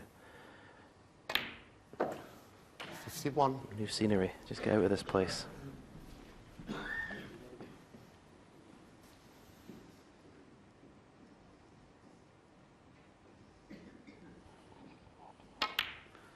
The way he's played that shot tells me the red to the right of the black pots.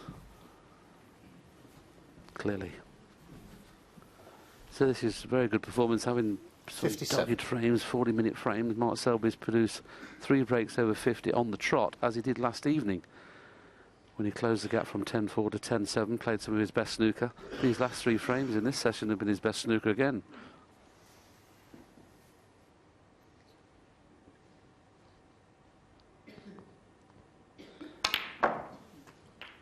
Tonight, Willie, with John Higgins is concerned, would you think a different approach, maybe attack more tonight? 13-11 down, nothing to lose? I think so, and the good thing about that, if that could happen, the pressure would turn. Easier said than done. You can only play the balls on the table, but maybe play some more aggressive safeties, maybe take on the odd long ball more than you would have done, just to put Mark Selby possibly on the back foot. As I say, easier said than done.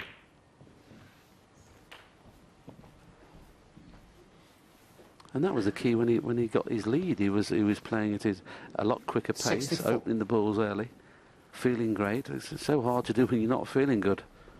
Like I say, the fact that he's finishing a frame early in this session has helped him, because I wouldn't have fancied him winning the next frame. So this is frame ball. This to go 13-11 in front.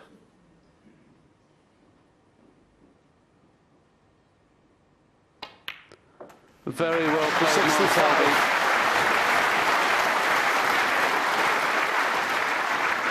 The Selby balcony looking a lot happier now.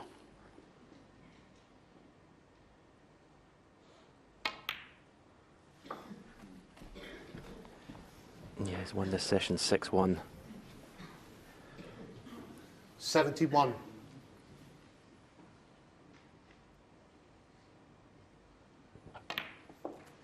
$72. You would have thought there'd have been a possible century from when he came to the table again. The black's been tied up throughout this break. Oh, he's missed that, but I'm sure John Higgins will have a good shake. And the plan of Selby was absolutely superb. Fantastic safety play. And in the last 3 frames, great breaks. He goes into the lead now by 13 frames to 11. Well, from 4 frames to 10 behind to 2 in front at 13-11. He's won 9 of the last 10. And Mark Selby closing in on a 3rd world title in 4 years. And you've got to say, if he pulls this off tonight, this would be the most dominant winning period at the Crucible since a certain Stephen Hendry and indeed Steve Davis. Ronnie won his 5 titles over, what, a 12, 13-year spread?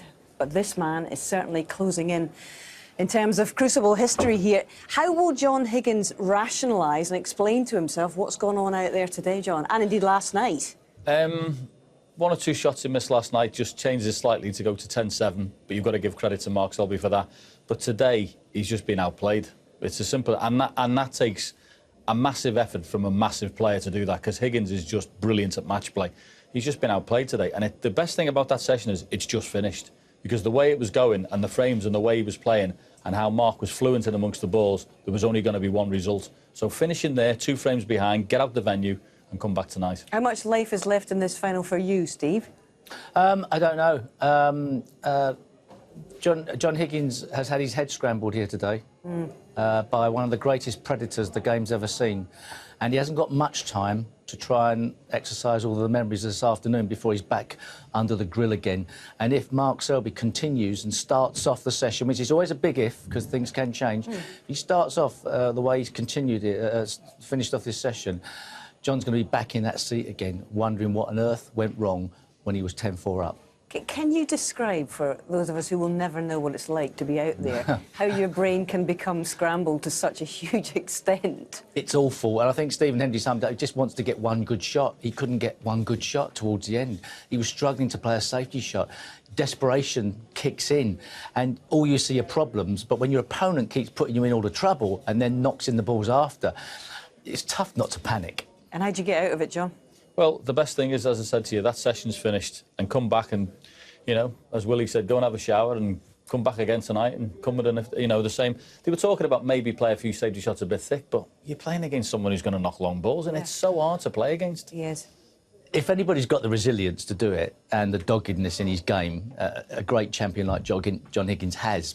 But it does seem like the writing's on the wall, doesn't it? It sure does at the moment, unless the Wizard of Wishaw gets the wand out and changes things around, and of course he's done this before. But this final is certainly a fitting finale to this 40th anniversary championship at the Crucible. Good evening, welcome to a very, very special night here at the Crucible. Thanks, whoever thought this up. This is great. Okay. No, Ronnie, you know what to do.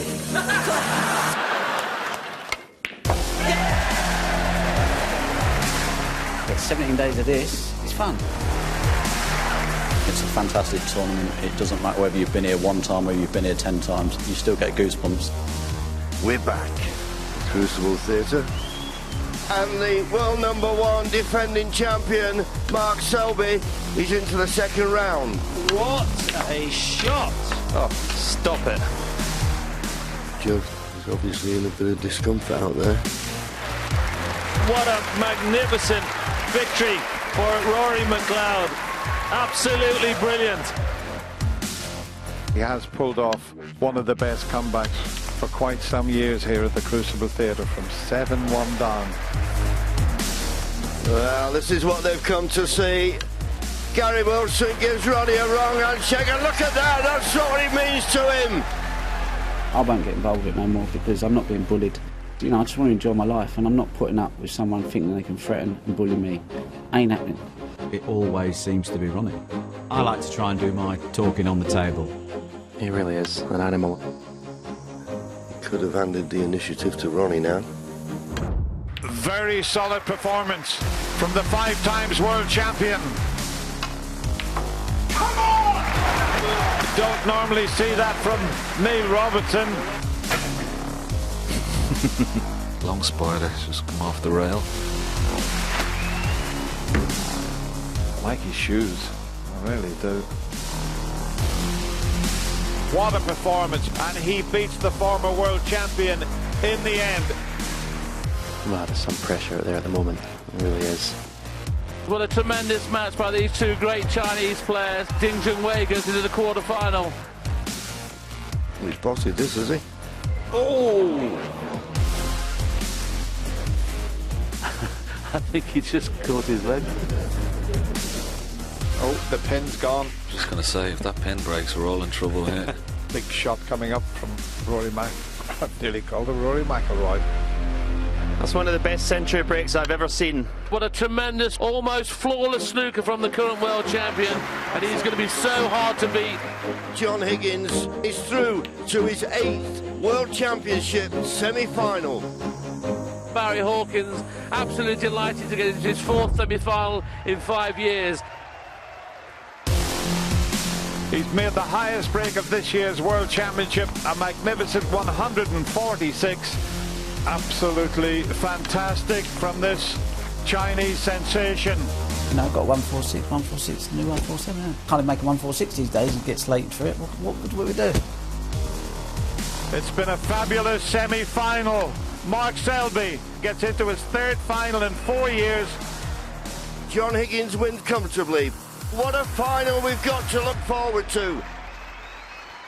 Yep, it's England against Scotland in this final, but I think this championship has shown us that the Chinese are coming here. Big style. Oh, plenty of them. There's 6 in the top half, and they were all in the top half of the draw. Yeah. So it was a bit unfortunate. They played each other. Ding played a couple of his fellow compatriots there, and a great match with Liang Wenbo that went to the final frame beside her. But look, there's a revolution going on there, and it's a matter of time before there's more players coming. And Ding Junhui has certainly been, well, a transcendent star here from his wonderful style. And I know that many people would love to have seen him in this final, but he'll be back, surely. Yes, he will, but there's no guarantees that he will be the first Asian player to lift the world crown. It's just not that easy to predict. It isn't. But we're not making any predictions about this evening either. From your point of view, how much mileage is left in this final, Steve? I think there's the chance it's going to happen, but you just fear a little bit for John Higgins because Mark Selby looks like he's in the groove. John's got to somehow kick-start the engines. Not sure how he does it. Well, as we saw from out there, Mark Selby certainly believes. He's been mouthing that. But I wonder how much John Higgins still believes that a 5th world title is possible, and indeed how much John Higgins has got left. We will find out the answers to those questions when we return at 7 o'clock in only 90 minutes' time. It's not over yet. We'll see you soon. Bye for now.